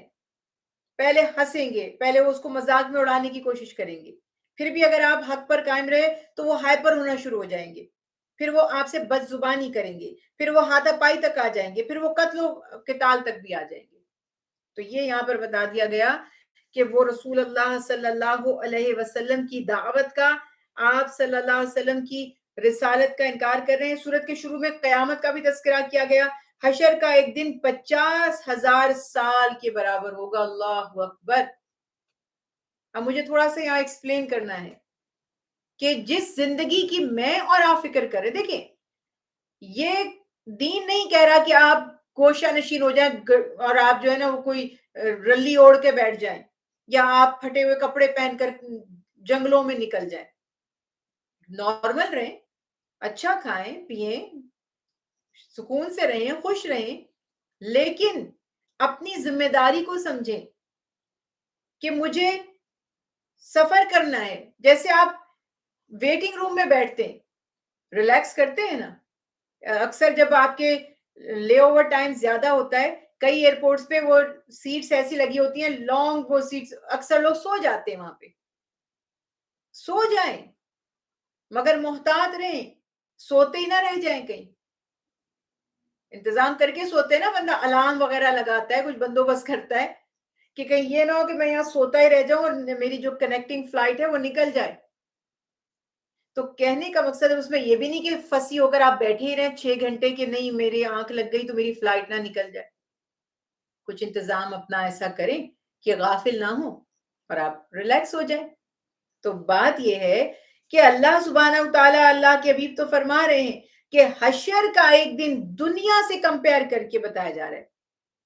تمہاری جو دنیا ہے نا, اس کے اگر 50,000 سال ہوں تو وہ اتنا بڑا دن ہوگا، اتنا بڑا دن ہوگا. اس کی کیا فکر ہے، کیا تیاری ہے؟ تو شاعر نے کہا نا، سامان 100 برس کا ہے، پل کی خبر نہیں. دنیا کے لیے تو بہت تیاری ہے. ہماری وارڈروبز بھی ماشاءاللہ بھری ہوئی ہیں، ہمارے سٹور رومز بھی بھرے ہوئے ہیں، ہمارے پاس گروسری بھی ہے، بینک میں بھی کچھ نہ کچھ ہے. ساری گھر کی چیزیں اسٹاک ہمارے پاس ہوتا ہے، اور ہونے میں کوئی حرج نہیں ہے، کوئی حرج نہیں ہے. لیکن اصل مسئلہ یہ ہے کہ جو تھوڑی سی زندگی ہے، اور اگین اس کا کچھ پتا بھی نہیں ہے. کل کیا میں نے اتنا کچھ خرید لیا، مجھے نہیں پتا کہ کل مجھے یہ پہننا نصیب بھی ہوگا کہ نہیں. کچھ نہیں پتا کسی کو. تو اب یہاں پہ سوال یہ اٹھتا ہے کہ وہ زندگی جو اتنی طویل ہے اور جو اس کے اینڈ لیس ہے، اس کی تیاری کیوں نہیں کی؟ وہاں کیا ہوگا؟ کیا کافر ہیں ہم لوگ؟ بے ایمان ہیں، مشرک ہیں، ہمیں یقین نہیں ہے موت کے بعد کی زندگی پر؟ پھر کیوں تیاری نہیں ہے بھائی؟ تیاری کیوں نہیں ہے؟ تو کسی حد تک جس کی جو بساط ہے کرے تو صحیح کوشش. اللہ رحمان ہے، رحیم ہے، اللہ کے حبیب بھی رحمت للعالمین ہے، لیکن میری اور آپ کی بھی تو کچھ کوشش ہو کہ کرپٹوں کو ہی ساری رحمت ملے گی. سارے کرپٹ، ابھی تو آپ پڑھ رہے ہیں نا کہ باغی اور فرما بردار برابر نہیں ہو سکتے. تو یہ تو ظلم ہے کہ میں کچھ بھی نہ کروں اور جنت میں پہنچ جاؤں، اور وہ بیچارہ جس نے اتنی اسٹرگل کی تھی وہ بھی اسی جگہ چلا جائے. میں تو بالکل دنیا میں بھی اس معاملے میں مجھے دکھ ہوتا ہے. آج ہم یہ دیکھتے ہیں اتنی ایفرٹ کر کے آپ ایک چیز کو اچیو کرتے ہیں، ایک نااہل شخص آپ کے برابر آ کر بیٹھا ہوا ہوتا ہے. سالوں لگا دیے علم سیکھنے میں، بیان کرنے میں. ایک بندہ رٹا لگا کر آتا ہے، اس کو پتا بھی نہیں ہوتا کہ آپ کے برابر بیٹھا ہوا ہوتا ہے وہ، اور ایسی ایسی بیوقوفی کی باتیں وہ کر رہا ہوتا ہے کہ انسان حیران ہی ہو جاتا ہے دیکھ کے. تو میں تو بہت، اگر میں ایسا دنیا میں سوچتی ہوں تو آخرت میں بھی سوچتی ہوں کہ یہ کیوں ہو کہ جنہوں نے ساری زندگی تقوی پرہیزگاری میں اپنے نفس کو مار کے اللہ کی اطاعت میں گزار دی، اور جو عیاشیاں کرتے گئے، اپنے نفس کی ساری خواہشات پوری کی، ان کو وہی مقام مل جائے جو ہمیں مل جائے. کیوں ہو ایسا؟ کیا یہ انصاف ہوگا پھر؟ اسی لیے یہاں پہ یہ باتیں بتائی جا رہی ہیں کہ آپ کوشش کریں. آپ نے شروع میں سورہ ملک سے دیکھ لیا، تمہاری آزمائش ہی تو ہے. 2 گروپس بنانے ہیں نا لوگوں کے، جنت کو بھی بھرنا ہے، جہنم کو بھی بھرنا ہے. اب زبردستی کسی سے نہیں ہے، نہ جنت میں کسی کو زبردستی لے جایا جا رہا ہے، نہ دوزخ میں دھکیلا جا رہا ہے. چوائس آپ کی ہے، آپ جنت کے لیے کام کر رہے ہیں یا دوزخ کے لیے. یہ ریالٹی ہے، اس سے کوئی آنکھیں نہیں پھیر سکتا، کسی خوش فہمی سے کوئی فائدہ حاصل نہیں ہوگا. تو یہ بات یہاں اللہ تعالیٰ نے بیان فرما دی کہ اتنا بڑا وہ دن ہے، تمہارے دنیا کے 50,000 سال جیسا. اس دن آسمان پگھلے ہوئے تانبے کی طرح ہو جائے گا، پہاڑ دھنی ہوئی رنگین اون کی طرح ہو جائیں گے، کوئی کسی کا پرسان حال نہیں ہوگا. اس وقت دوست، رشتہ دار، کوئی کسی کو نہیں دیکھے گا. اس وقت مجرم یہ تمنا کرے گا، مجرم یہ تمنا کرے گا، بیوی، بھائی، رشتہ دار سارے چلے جائیں جہنم میں، میری جان بچ جائے، میرا فدیہ بن جائیں سارے. یہ عالم ہوگا کہ مجرم یہ کہہ رہا ہوگا کہ اے اللہ، میری اولاد کو لے لیجئے میرے بدلے، میری گھر والی کو لے لیجئے، میرے ماں باپ کو لے لیجئے، میرے دوست احباب کو لے لیجئے، مجھے معاف کر دیجئے. یہ عالم ہوگا. اور آج کیا کرتے پھر رہے ہیں دنیا میں؟ انہی اولادوں کے لیے، انہی بیویوں کے لیے کوئی اللہ کے حکم کی، حلال حرام کی، دوستوں کے لیے کوئی پرواہ نہیں رہی. اس دن انہی کو ہم چاہیں گے جہنم میں یہ جل جائے ہماری جگہ جا کر. تو انسان اس وقت اتنا خود غرض ہوگا. آج کیوں نہیں خود غرض بن رہا؟ بن جائے آج خود غرض. خود غرضی کیا کرے؟ نہیں، میرے لیے سب سے بڑھ کر میرا دین، میرا ایمان، میرا رب ہے، باقی سارے رشتے اس کے بعد ہیں. یہ ہے اصل ایمان، اور یہی ہمیں نفع دے گا. تو اسی لیے فرما دیا کہ اس دن تو وہ اہل زمین کو فدیے میں دینے کے لیے تیار ہو جائے گا. پوری دنیا اگر مرتی ہے تو مر جائے، جہنم میں جلتی ہے تو جل جائے، بس میری جان کسی طرح بچ جائے. تو یہ منظر کشی یہاں کر دی گئی کہ سب ایک دوسرے سے جان چھڑا کر بھاگ رہے ہوں گے. کوئی کسی کی طرف نظر نہیں کرے گا. پھر انسان کی فطرت اور اس کا جو مزاج ہے, طبیعت ہے, سورت میں بتائی جا رہی ہے. یہ دیکھیے کیا کمال کی بات ہے, اللہ اکبر. اور میرے رب کا, پھر میں کہوں, جب میں یہ چیزیں پڑھتی ہوں میں کہتی ہوں میرے رب کا ظرف دیکھیں, میرے رب کی رحمت دیکھیں, اس کا فضل و کرم دیکھیں. وہ بتا رہا ہے کہ تم کیا چیز ہو. کبھی کبھی میں آپ کو اس کی چھوٹی سی مثال دیتی ہوں. ہمارے گھر میں کوئی ملازم ہوتا ہے, یا کوئی ہمارا ماتحت سبارڈینیٹ ہوتا ہے, یا کوئی ہم سے کبھی مدد کے لیے مانگنے کے لیے آتا ہے, یا کوئی ہمارے کلیگ میں سے کوئی ہوتا ہے. ہمیں پتا ہوتا ہے یہ جھوٹ بول رہا ہے, ہمیں پتا ہوتا ہے, لیکن اگر وہ کوئی چیز کہتا ہے تو ہم اس کو دے دیتے ہیں. لوگ کہتے ہیں اس نے آپ کو بے وقوف بنا لیا. ایسا نہیں ہے. اتنی تو وقت کے ساتھ ساتھ سمجھ بوجھ پیدا ہو جاتی ہے, سچ اور جھوٹ نظر آتا ہے. تو کہتے چلو, اب ظاہر ہے کہ ضرورت مند ہے, ہیلے بہانے کرتا ہے, جھوٹ بولتا ہے. کرتے ہیں نا کبھی کبھی, جان بوجھ کے کسی کی مدد کر دیتے ہیں جبکہ پتا ہوتا ہے جھوٹ بول رہا ہے. مگر ہم ایک حد تک ہی کرتے ہیں ایسا. اب ذرا میرے رب کی رحمت دیکھیں, وہ کیا فرما رہا ہے. میں جانتا ہوں تمہارے دلوں کے حال, میں جانتا ہوں تم حریص ہو, لالچی ہو, جزا و فضا بحث مباحثے کرنے والے ہو. تکلیف پہنچتی ہے تو چلاتا ہے انسان, خوشی ملتی ہے تو اترا جاتا ہے. اللہ اکبر. یعنی تکلیف پہنچنے پر صبر نہیں کرتا, خوشی ملتی ہے تو شکر نہیں کرتا اور اترانے لگ جاتا ہے. نعمت حاصل ہوتی ہے تو اکڑنے لگ جاتا ہے, اور مال ہاتھ آ جاتا ہے تو بخیل بن جاتا ہے. خود تو ساری زندگی مانگتا ہے, اگر اس کو دے دیا جائے یہ کسی کو نہیں دے گا. یہ شان ہے اللہ کی. ہمارے کہتے نا دلوں کے حال جانتے ہوئے بھی وہ ہمیں کتنا نوازتا ہے, کتنا عطا کرتا ہے. پھر اللہ تعالیٰ نے یہاں پر مسلین, نمازیوں کی 8 صفات بیان کی ہیں. نمازی وہ نہیں ہوتے جن کو آپ 5 وقت نماز پڑھتے ہوئے دیکھتے ہیں. نمازی وہ ہوتے ہیں جو اپنی نمازوں کو قائم کرتے ہیں. وہ کون ہے؟ اب یہاں قرآن پاک نے بتا دیا. وہ نماز کی پابندی کرتے ہیں, ان کے مال میں سوال کرنے والوں اور سوال سے بچنے والوں سب کا حق ہوتا ہے. دونوں طرف نظر رکھتے ہیں. کس نے مانگا ہے, چلو اس نے ہاتھ پھیلا دیا, اس کو بھی دے دو. لیکن جو نہیں مانگتے ان پر بھی نظر رکھتے.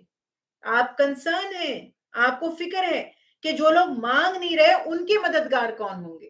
یہ ان کی فیلنگز, ان کا جذبہ ہے نمازیوں کا, جو اللہ نے بیان فرمایا. پھر فرمایا یعنی 2 کام کر رہے ہیں.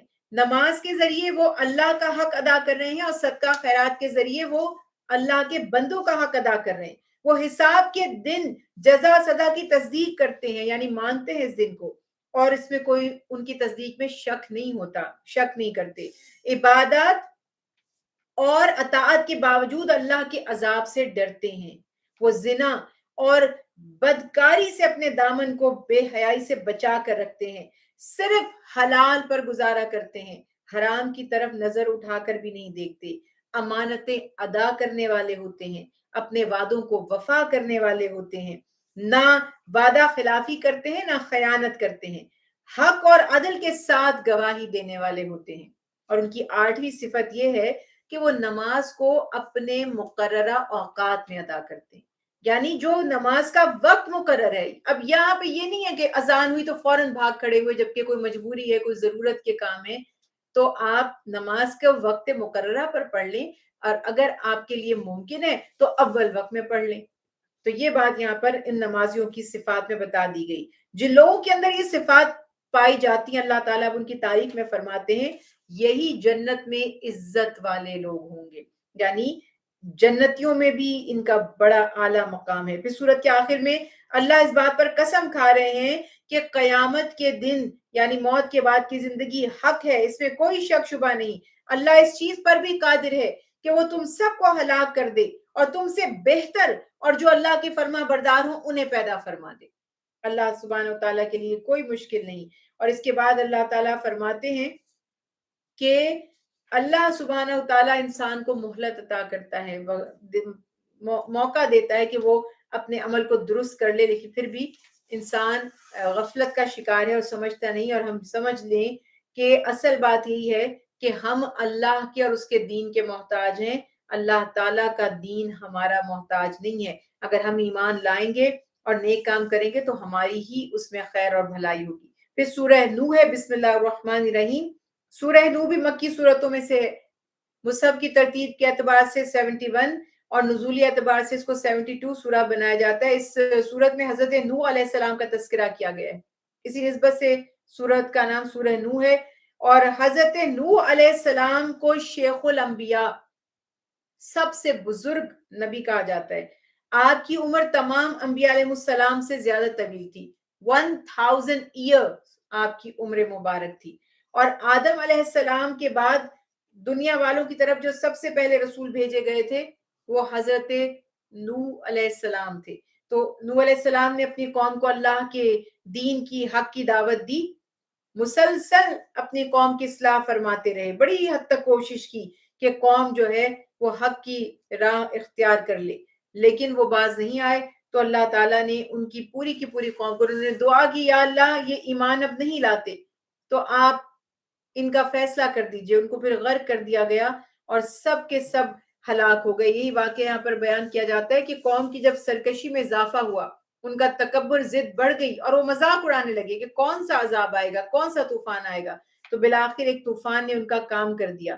اور حضرت نوح علیہ السلام نے ان سے بڑا کہا کہ اپنے رب کی طرف لوٹ آؤ، توبہ استغفار کر لو، وہ بہت معاف کرنے والا ہے. اگر تم توبہ کرو گے وہ تم پر اپنی رحمتوں کی بارش برسائے گا، تمہیں مال اور اولاد عطا فرما دے گا، تمہیں باغات عطا فرما دے گا. یہاں پہ اس سبق بھی ملا کہ توبہ استغفار کرنے سے صرف گناہ معاف نہیں ہوتے، ہماری دنیاوی اور اخروی نعمتوں میں بھی اضافہ ہوتا ہے. تو یہ ہر چیز کا وظیفہ ہے استغفار، ہر چیز کا وظیفہ ہے، یوں سمجھ لیجئے. اور پھر اللہ تعالیٰ کی نعمتیں بھی ان کو یاد دلا رہے ہیں کہ جس نے آسمان پیدا کیے، چاند کو چمکدار بنایا، سورج کو روشن کیا اور فرمایا کہ تم اپنے بتوں کو چھوڑ دو، یہ وسوا، یغوث، یعوق، نصر، چھوڑ دو ان کو، مت ان کی عبادت کرو. لیکن وہ قوم اتنی گناہوں میں آگے بڑھ چکی تھی کہ انہوں نے حضرت نوح علیہ السلام کی کسی نصیحت پر عمل نہیں کیا تو طوفان آیا جس میں وہ سب غرق ہو گئے اور ختم ہو گئے. پھر سورہ جن ہے. بسم اللہ الرحمن الرحیم. سورہ جن بھی مکی صورتوں میں سے ہے. مصحف کی ترتیب کے اعتبار سے 72 اور ویسے 48 نزولی ترتیب کے اعتبار سے. اس صورت میں جنات کی ایک جماعت کا پہلی آیت مبارکہ میں جو تذکرہ کیا گیا کہ وہ قرآن سن رہے تھے، اسی نسبت سے سورت کا نام ہے. اور جنات عالم بالا میں پہلے آسمانوں پر جاتے تھے، خبریں بھی لے آیا کرتے تھے، حالات بھی جھانک کر آ جایا کرتے تھے. ایک وقت ایسا آ گیا کہ آسمان پر ان کا داخلہ بند کر دیا گیا. پھر جب یہ جاتے تھے تو ان کو شہاب ثاقب آگ کے گولے مار کر نیچے بکایا جاتا ہے. تو یہ سمجھ گئے کہ کوئی بڑا واقعہ ہونے والا ہے، جو ہمارا جانا اب آسمانوں پر بند کر دیا گیا ہے. اور کچھ لوگوں کے بھی گمان تھے، وہ سمجھتے تھے جنات کو کل غیب کا علم ہوتا ہے. تو اللہ تعالیٰ نے یہ بھی دکھایا کہ جنات کو بھی غیب کا علم نہیں ہوتا. تھوڑی بہت کوئی چیزیں ادھر ادھر سے خبریں اکٹھی کر کے لے آئے تو وہ الگ بات ہے. تو یہ واقعہ یہاں بتایا جاتا ہے کہ رسول اللہ صلی اللہ علیہ وسلم ایک بار سوق کے عکاظ کے جو بازار میں تشریف لے گئے، سوق کے عکاظ میں. تو وہاں پر آپ صلی اللہ علیہ وسلم نے نخلا کے مقام پر نماز فجر ادا فرمائی. تو آپ اس میں تلاوت فرما رہے تھے تو جنات کی ایک جماعت کا وہاں سے گزر ہوا. انہوں نے وہ قرآن سنا تو وہ جان گئے کہ یہ وہ تبدیلی تھی جس کی وجہ سے ہمارا آسمانوں پر داخلہ بند ہو گیا تھا. قرآن ان کے دل پر اتنا اثر انداز ہوا کہ ان کے دل دہل گئے اور وہ فوری طور پر قرآن کی صداقت کے آگے انہوں نے سر جھکا دیا اور ایمان لے آئے. تو حضرت ابن عباس نے بیان کیا ہے کہ ان کی ایک جماعت جو تہامہ مکہ کی طرف گئی اور وہاں نبی کریم صلی اللہ علیہ وسلم اور آپ کے اصحاب نماز فجر ادا کر رہے تھے. تو جب انہوں نے یہ قرآن سنا تو انہوں نے کہا کہ یہی وہ چیز ہے جو ہماری اور آسمان کے درمیان حائل ہو گئی تھی. پھر جا کر انہوں نے اپنی قوم کو بھی بتایا کہ ہم نے عجب قرآن سنا ہے جو ہدایت کی طرف رہنمائی کرتا ہے، تو ہم اس پر ایمان لے آئے اور ہم اپنے رب کے ساتھ اب کبھی کسی کو شریک نہیں کریں گے. اور یہاں پہ پتہ چلا کہ جنات بھی اللہ کی ایک مخلوق ہے. لیکن جو بھوت پریت چڑیل جنات کے بارے میں ہم نے جو کہانیاں گھڑی ہوئی ہیں، موسٹ آف دو سٹوریز وہ فیبریکیٹڈ اور من گھڑت اور ضرورت سے زیادہ ایگزیجریٹ کر کر کے کہانیاں بنائی ہوئی ہیں. جنات بھی اللہ کی ایک مخلوق ہے، جیسے فرشتے ہیں، جیسے درخت ہیں، جیسے سورج ہے، جیسے ستارے ہیں، جیسے چاند ہے، لیکن فرق ہے انسان اور جنات، یہ دو مخلوقات ایسی ہیں جو مکلف ہیں، پابند ہیں، اور یہی وہ دو مخلوقات ہیں جن کے پاس ایکسپٹ کرنے اور ریجیکٹ کرنے کا اختیار ہے، یعنی کافر بھی ہو سکتے ہیں اور مومن بھی ہو سکتے ہیں، ایمان بھی لا سکتے ہیں اور کفر بھی کر سکتے ہیں، اور یہی وہ دو مخلوقات ہیں جن کا قیامت کے دن حساب بھی کیا جائے گا۔ باقی ساری مخلوقات، ملائکہ کرام ہیں، سورج ہے، چاند ہے، ستارے ہیں، درخت ہیں، چرند ہیں، پرند ہیں، درندے ہیں، پانی کی مچھلیاں ہیں، ہر مخلوق جو ہم جانتے ہیں جو نہیں جانتے، سب اللہ کی فرما بردار ہے، کوئی پابند بھی نہیں ہے، کیونکہ آلریڈی وہ تو سب اطاعت پہ ہی لگے ہوئے ہیں۔ تو یہ یہاں پر بتا دیا گیا کہ انسانوں کی طرح جنات میں کافر بھی ہیں اور مومن بھی ہیں، تو اسی طرح سے وہ بھی جنت میں جانے والے بھی ہوں گے جو ایمان والے جنات ہیں، اور دوزخ میں جانے والے بھی ہوں گے جو کفر پر ہیں۔ یہ سارے واقعات یہاں بیان کر دیے گئے، اور آخر میں اللہ تعالیٰ نے رسول اللہ صلی اللہ علیہ وسلم کی دعوت کا تذکرہ فرمایا، اور آپ صلی اللہ علیہ وسلم نے اللہ کے حکم سے جو توحید کی دعوت دی، اور اپنے بارے میں بھی فرمایا کہ میں تو صرف اللہ کی عبادت کرتا ہوں، اس کے ساتھ کسی کو شریک نہیں کرتا، میرے ہاتھ میں نہ نفع ہے نہ نقصان، میرا کام صرف تم کو اللہ کا پیغام پہنچا دینا ہے، اللہ جانتا ہے کہ میں نے اس کا پیغام اس کے بندوں تک پہنچا دیا۔ یعنی اب یہاں پر یہ بات واضح فرما دی کہ آخر میں کہ تم اپنی بھلائی کے لیے جو کچھ کرو گے اس کو اللہ کے ہاں پاؤ گے، زبردستی تمہیں ایمان پر نہیں لایا جا سکتا، اور نہ ہی کسی کو زبردستی کفر پر راغب کیا جا سکتا ہے، انسان کو اختیار اور چوائس دی گئی ہے، اور اللہ کے پیارے حبیب حضرت محمد مصطفیٰ صلی اللہ علیہ وسلم کی جو ذمہ داری ہے، دیکھیے نفع یا نقصان کلی طور پر اللہ کے اختیار میں ہے، لیکن اللہ تعالیٰ جسے چاہے توفیق دے دے ایمان کی، اور جسے توفیق نصیب ہو جاتی ہے تو اس کے لیے فیض ہی فیض و بھلائی ہی بھلائی ہے۔ تو یہاں پر اللہ تعالیٰ کے حبیب سے اللہ تعالیٰ نے یہ بات اس لیے کہلوا دی کہ فرمایا کہ اگر تم اللہ کی عبادت کرو گے تبھی تمہارا بھلا ہوگا، اور تمہاری نجات اسی پر منحصر ہے کہ تم اللہ کی کتنی زیادہ فرما برداری کرتے ہو۔ باقی تو انسانوں کے لیے باعث برکت بھی ہوتے ہیں، خیر الناس من ینفع الناس فرمایا، انسانوں میں بہترین وہ ہے جو دوسرے انسان کو نفع پہنچاتا ہے، مگر آپ کے اللہ تعالیٰ نے تو فرمایا کوئی کسی کو نفع نہیں پہنچاتا، اللہ کے حکم سے ہی پہنچاتا ہے، اگر اللہ کا حکم نہ ہو تو کوئی کسی کو نفع نہیں پہنچا سکتا، اور اگر اللہ کی حکمت نہ ہو تو کوئی کسی کو نقصان بھی نہیں پہنچا سکتا۔ پھر سورہ مدثر ہے، بسم اللہ الرحمن الرحیم۔ سورہ مدثر مکی صورتوں میں سے ہے، مصحف کی ترتیب کے اعتبار سے 74 ہے، اور نزولی ترتیب کے اعتبار سے جو فرسٹ ریویلڈ میسج تھا نا، ابتدائی چوتھی صورت اس کو بتایا جاتا ہے، شروع میں نازل ہوئی۔ اس صورت میں اللہ سبحانہ وتعالیٰ نے اپنے حبیب کو یا ایھا المدثر کہہ کر خطاب کیا، اے کپڑے میں لپٹنے والے، تو یہ بات یہاں چادر میں لپٹنے والے کہہ کر خطاب فرمایا، یہ شان مصطفیٰ، عظمت مصطفیٰ، اور اللہ کی اپنے حبیب سے جو محبت ہے اس کا بھی یہ ایک انڈیکیشن ہے۔ وہاں پر بتایا جا رہا ہے کہ کس طرح آپ صلی اللہ علیہ وسلم نے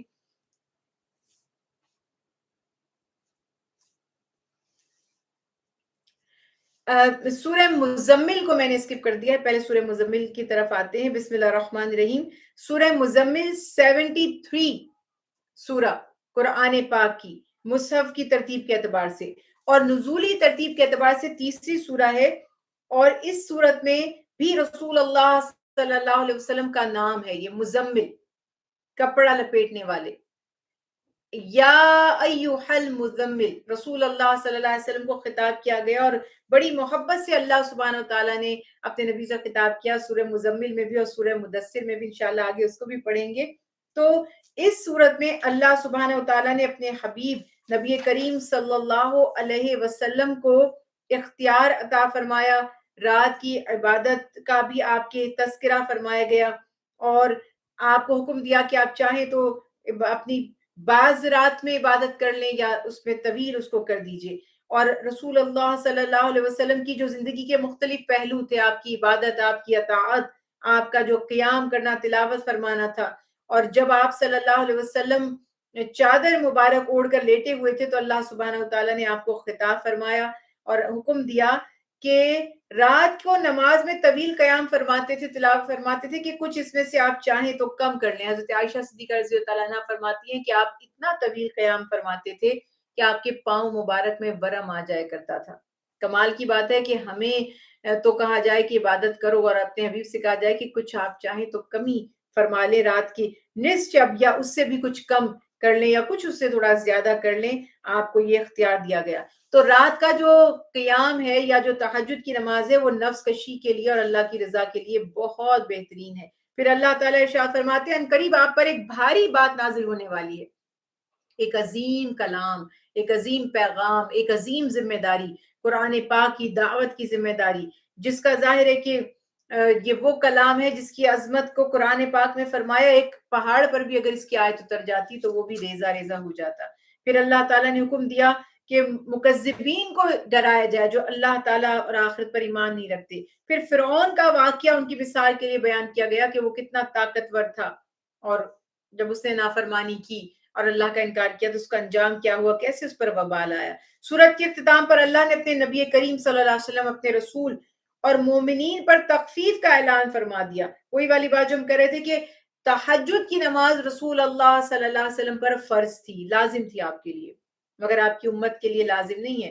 کوئی پڑھے گا تو ثواب حاصل کرے گا، اور اگر نہیں پڑھے گا تو اس پہ کوئی خدا نخواستہ گناہ نہیں ہوگا۔ یہ بھی یہاں پر اللہ کی طرف سے آسانی یہاں بیان کر دی گئی، اور فرمایا کہ جو بھلائی تم اپنے لیے آگے بھیجو گے اسے اللہ کے ہاں پاؤ گے، بلکہ جتنا عمل کیا ہے اس سے زیادہ اجر و ثواب پاؤ گے۔ اللہ سے مغفرت طلب کرتے رہو، بے شک اللہ بہت بخشش فرمانے والا اور مہربان ہے۔ پھر سورہ مدثر ہے، بسم اللہ الرحمن الرحیم۔ مصحف کی ترتیب کے اعتبار سے 74 سورہ، نزول کے اعتبار سے چوتھی سورت ہے، اور مدثر بھی رسول اللہ صلی اللہ علیہ وسلم کا نام ہے۔ یا ایھا المدثر، کہ اے چادر میں لپٹنے والے، اٹھیے اور لوگوں کو اللہ کے عذاب کی خبر دیجئے اور اپنے رب کی کبریائی کا اعلان فرما دیجئے۔ یعنی اللہ تعالیٰ نے رسول اللہ صلی اللہ علیہ وسلم کو دعوت کا حکم دیا، یعنی وحی الہی کا آغاز ہو رہا ہے، اور اللہ سبحانہ وتعالیٰ حکم فرما رہے ہیں کہ اب آپ نے تبلیغ کی ذمہ داری ادا کرنی ہے، لوگوں کو اللہ کی دین کی دعوت دینی ہے، کفار کو عذاب کی خبر دینی ہے، اور اس سارے کام میں بڑی تکالیف کا سامنا کرنا پڑے گا، بڑی مخالفتیں سہنی پڑیں گی، تو ان تکالیف پر آپ نے صبر بھی فرمانا ہے، یہ بھی حکم دے دیا گیا۔ اس کے بعد اس صورت میں مجرموں اور مخالفوں جو اللہ کے اور اس کے نبی کے مخالف ہیں ان کے لیے عذاب کی خبر بھی سنائی گئی، بتایا گیا کہ وہ دن کافروں کے لیے بڑا سخت دن ہوگا۔ پھر اس میں بھی ولید بن مغیرہ جیسے جو اسلام کے بدترین دشمن تھے ان کا تذکرہ کیا گیا کہ یہ شخص قرآن سنتا تھا، اس کو پہچانتا بھی تھا کہ اللہ کا کلام ہے، لیکن یہ بڑا آدمی ہونے، مال دولت کی گھمنڈ میں، اپنی تکبر میں قرآن کو معاذ اللہ سحر یا جادو کہتا تھا، جادو ہے، یہ جادو قرار دے دیتا تھا۔ تو اسی طرح بہت سے لوگ ایسے تھے جنہوں نے حق کو پہچان لیا تھا، جان لیا تھا، لیکن صرف اپنی تکبر کی وجہ سے، اپنی بڑائی کی وجہ سے کہ ہم اپنے آپ کو کسی سے کم نہیں سمجھتے اور کسی کو کیوں اپنے سے معزز اور معتبر جانے، قرآن کا انکار کیا۔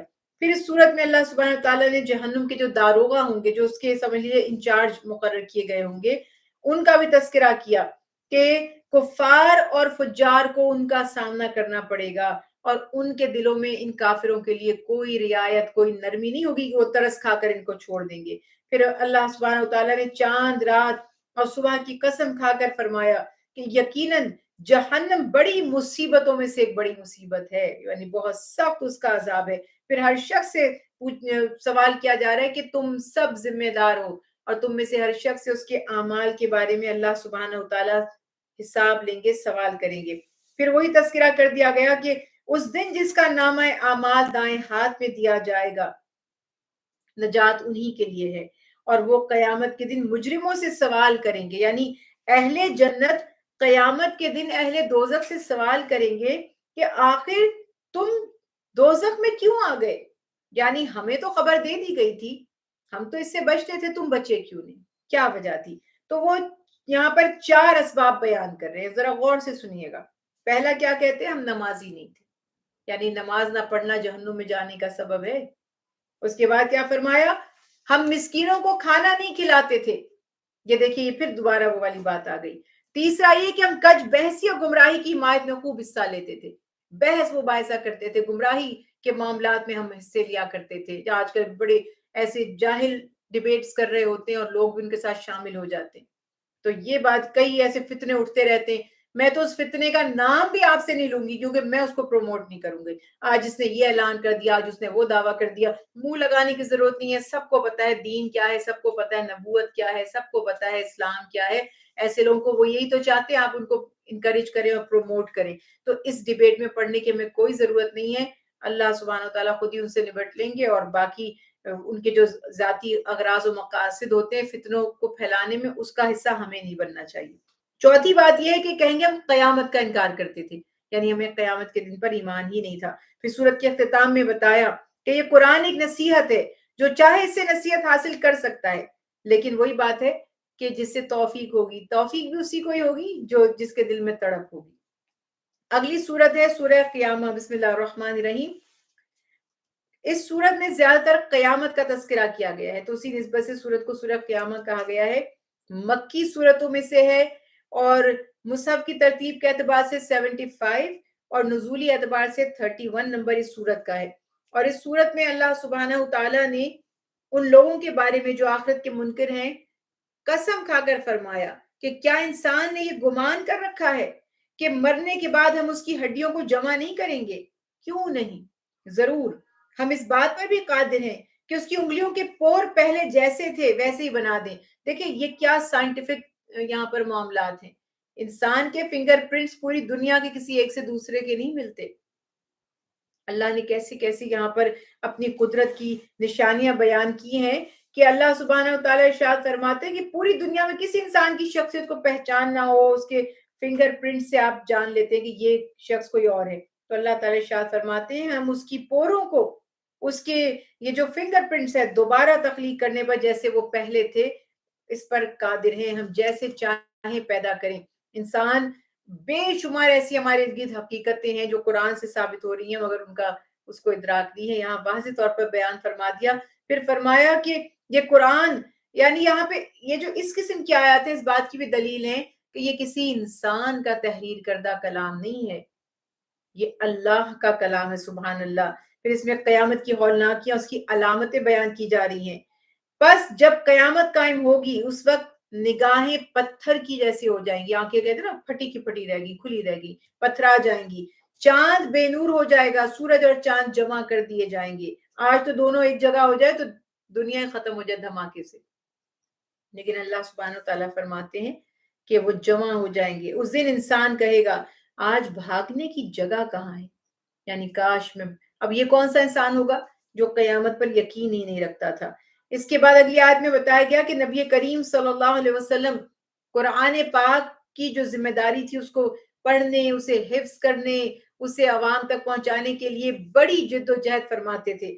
تو اللہ سبحانہ و تعالیٰ ارشاد فرماتے ہیں کہ آپ مشقت میں نہ پڑیں، اس کو یاد رکھنا، اسے یاد کروانا، اس کی حفاظت کرنا، اسے جمع کرنا، اسے باقی رکھنا، یہ سب اللہ کے ذمے ہے. قرآن وہ کتاب ہے جو قیامت تک اپنے زیر زبر پیش کے ساتھ بھی محفوظ رہے گی. اس میں کوئی ایک نقطے کی بھی تبدیلی نہیں کر سکتا. اللہ سبحانہ و تعالیٰ نے اس بات کو یہاں پر واضح فرما دیا. اس کے بعد اللہ سبحانہ و تعالیٰ یہ ارشاد فرماتے ہیں سورت کے آخر میں کہ موت کی کیفیت کیا ہوگی، اور انسان کی پہلی بار پیدائش کی طرح اللہ دوبارہ بھی اس کو پیدا فرمائیں گے. پھر سورہ دہر ہے. بسم اللہ الرحمن الرحیم. سورہ دہر مصحف کی ترتیب کے اعتبار سے 76 اور نزولی ترتیب کے اعتبار سے 30ویں سورت بتائی جاتی ہے. اس کا ایک نام سورہ انسان بھی ہے. دہر کہتے ہیں زمانے کو. تو اس سورت میں اس کا تذکرہ کیا گیا. اسی نسبت سے اللہ سبحانہ وتعالیٰ نے اس سورت کو سورہ دہر قرار دیا. اب یہاں پر بھی اللہ کی طرف سے بڑی ہمیں نشانیاں اس کی قدرت کی بتائی جا رہی ہیں، اور اللہ سبحانہ وتعالیٰ ارشاد فرماتے ہیں کہ وقت یا زمانہ، یعنی انسان پر ایک ایسا بھی وقت یا زمانہ ہے جب وہ کچھ بھی ایسی کوئی جانی پہچانی چیز نہیں تھا. صحیح مسلم کی روایت ہے کہ نبی کریم صلی اللہ علیہ وسلم جمعے کے دن فجر میں سورہ دہر، یا جس کو ہم سورہ انسان بھی کہتے ہیں، اس کی تلاوت فرمایا کرتے تھے. تو یہ یہاں بتایا جا رہا ہے کہ کس طرح انسان کو مختلف ادوار میں اللہ سبحانہ تعالیٰ نے پیدا فرمایا اور بندوں کو ہدایت دے کر ان کی آزمائش کی. اس صورت میں اللہ کی راہ میں مال خرچ کرنے کی فضیلت بھی بیان کی گئی. مسکین، یتیم، اسیر یعنی جو قیدی ہیں ان کو کھانا کھلانے کو نیکی اور ایک بندوں کا بڑا کمال وصف بیان کیا گیا. اور اکثر اس سورت کی جو آیات ہیں ان میں اللہ سبحانہ و تعالیٰ نے شکر گزاروں کا تذکرہ کیا اور ان کے لیے جنت میں کیا کیا نعمتیں اور انعامات ہوں گے ان کا ذکر فرمایا اور بتا دیا کہ 3 نشانیاں ہیں شکر گزاروں کی. ایک یہ کہ جب وہ کوئی نظر مان لیتے ہیں تو اسے پورا کرتے ہیں. دوسرا یہ کہ قیامت کے دن سے ڈرتے ہیں. تیسرا وہ محض اللہ کی رضا کے لیے مسکینوں، یتیموں اور قیدیوں کو کھانا کھلاتے ہیں. ان کے نیک اعمال اور صبر کے نتیجے کی صورت میں اللہ تعالیٰ ان کو جنت الفردوس میں داخل فرمائیں گے. نہ وہاں کوئی گرمی ہوگی، نہ سردی، نہ کوئی غم، نہ دکھ. یعنی معتدل موسم، بہترین راحت کا ان کے لیے وہاں سامان ہوگا. اور سورت کے آخر میں اللہ تعالیٰ نے فرمایا کہ میری یہ نعمت ہے قرآن جس کا کوئی بدل اور کوئی مثال نہیں. فرمایا ہے محمد صلی اللہ علیہ وسلم بے شک ہم نے یہ قرآن آپ پر بتدریج نازل فرمایا، یعنی ٹھہر ٹھہر کر ایک ایک حکم اتارا گیا تاکہ آپ صلی اللہ علیہ وسلم اپنی قوم کو اللہ کا یہ پیغام پہنچا دیں. ان میں سے کسی گناہ گار یا ناشکرے کی باتوں کی پرواہ نہ کریں، اپنے رب کا نام صبح شام ذکر کریں اور رات کے وقت اس کے سامنے سجدہ کریں اور بہت رات تک اس کی تسبیح کریں. یعنی لیٹ نائٹ وہ جو کہتے ہیں نا کہ بالکل ہی تہجد کا وقت ہوتا ہے. اور بتا دیا کہ آپ کی یہ ذمہ داری بہت عظیم ذمہ داری ہے. مخالفتوں کا بھی سامنا کرنا پڑے گا، دشمنیاں بھی اور دکھ اور تکالیف بھی، لیکن بس صبر لازم ہے. آپ صبر کے ساتھ حق کے راستے پر چلتے رہیں اور اللہ سبحانہ وتعالیٰ اس دین کو غالب فرمائیں گے. اور جن کے نصیب میں ایمان ہے یقینی طور پر وہ اس سے فیض یاب ہوں گے. اور سورت کے آخر میں بتایا، مشرکین کو تنبیہ کی جا رہی ہے کہ اگر ہم چاہیں، یعنی یہ ساری نصیحت کی ضرورت ہی نہ پڑے، یہ مہلت دینے کا بھی موقع نہ ہو، دلائل کی بھی ضرورت نہیں ہے. اللہ تعالیٰ ارشاد فرماتے ہم چاہیں تو تمہیں ختم کر دیں، تمہیں ہلاک کر دیں، تباہ کر دیں اور تمہارے جیسے اور پیدا کر دیں. یا کہیں جیسے قرآن پاک میں فرمایا اللہ چاہے تو اپنے فرما بردار بندے پیدا کر دے جن کی جرت ہی نہ ہو اللہ کے انکار کی. پھر سورہ مرسلات ہے. بسم اللہ الرحمن الرحیم. مصحف کی ترتیب کے اعتبار سے سورہ مرسلات 77 ہے، نزول کے اعتبار سے اس کو 33 بتایا جاتا ہے. اور یہاں پر بیان کیا جا رہا ہے ہواؤں کی قسم جو نرم نرم چلتی ہیں. بس انہی ہواؤں کی جو نسبت ہے نا اس کی نسبت سے بتایا جاتا ہے کہ سورہ مرسلات ہے. اس سورت میں 5 قسمیں کھا کر فرمایا کہ جس چیز کا تم سے وعدہ کیا گیا ہے وہ یقیناً ہونے والی ہے. اب آپ دیکھ رہے ہیں کہ آخری صورتوں میں بار بار قیامت کا تذکرہ، اس کی ہولناکیاں، اس کا جو منظر ہوگا، جو کیفیت ہوگی، مجرم اس دن کیا کر رہے ہوں گے، کیا کہہ رہے ہوں گے، ان کا انجام کیا ہوگا، ہر چیز کھول کر بتائی جا رہی ہے نصیحت حاصل کرنے کے لیے. قیامت اور حساب جزا کا معاملہ ہو کر رہے گا، اس میں کوئی کمی بیشی نہیں ہوگی. پھر قیامت کی جو نشانیاں بیان کی گئیں کہ قیامت جب قریب ہوگی ستارے بے نور کر دیے جائیں گے، آسمان توڑ پھوڑ دیا جائے گا، پہاڑ ٹکڑے ٹکڑے کر کے اڑا دیے جائیں گے، رسولوں کو مقررہ وقت پر لایا جائے گا. اور یہ دن یوم الفصل یعنی فیصلے کا دن ہوگا، انصاف کا دن ہوگا. اس دن اللہ تعالیٰ مخلوق میں عدل و انصاف فرما دیں گے.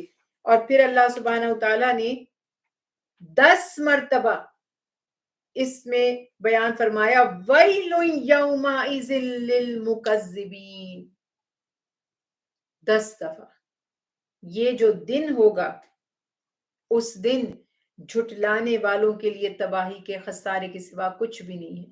نقصان ہی نقصان کا دن ہے ان لوگوں کے لیے جنہوں نے دنیا میں قیامت کے دن کو جھٹلایا، کیونکہ ظاہر ہے مانتے نہیں تھے تو تیاری بھی نہیں کی، کوئی فکر بھی نہیں کی. پھر اللہ سبحانہ وتعالیٰ نے مجرموں کا بھی تذکرہ کیا اور جو پچھلی قوموں میں جو نافرمان تھے مثال پیش کی، کیونکہ اب پہلے ایسا ہوا نہیں تھا، اللہ نے نافرمانوں کو کیا ہلاک نہیں کیا تھا. پھر اپنے مخاطبین کو بتایا جا رہا ہے کہ ہم نے تمہیں پانی کے حقیر قطرے سے پیدا نہیں کیا، پھر تمہیں مختلف مراحل سے گزار کر ایک طاقتور انسان بنا دیا. یعنی اپنے وجود کو ہی دیکھو، تمہیں اپنے رب کی موجودگی کی، اس کی قدرت کی دلیل مل جاتی ہے. اور وہی ہے جو مردہ زمین کو زندہ کرتا ہے، اسی طرح میٹھے پانی سے سیراب کرنے والا دوبارہ انسانوں کو بھی زندہ کرنے پر وہ قادر ہے.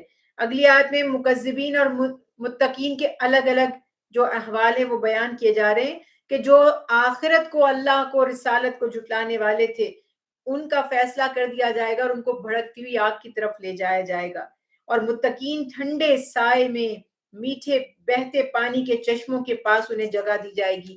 اور آخری آیت میں پھر متقین کا انجام بتانے کے بعد اور پھر مکذبین کی یہاں پر ان کو تنبیہ کی جا رہی ہے کہ جو لوگ آخرت کو نہیں مانتے، اللہ پر اور اس کے نبیوں پر ایمان نہیں لاتے، کہا جا رہا ہے کہ دنیا میں کھا پی لو، اللہ نے تمہیں مہلت تو دے رکھی ہے، تھوڑے سے مزے اڑا لو، بالآخر تمہارا انجام ہلاکت اور تباہی ہی ہے، تمہیں اس عذاب سے کوئی بچا نہیں سکتا، وما علینا الا البلاغ المبین۔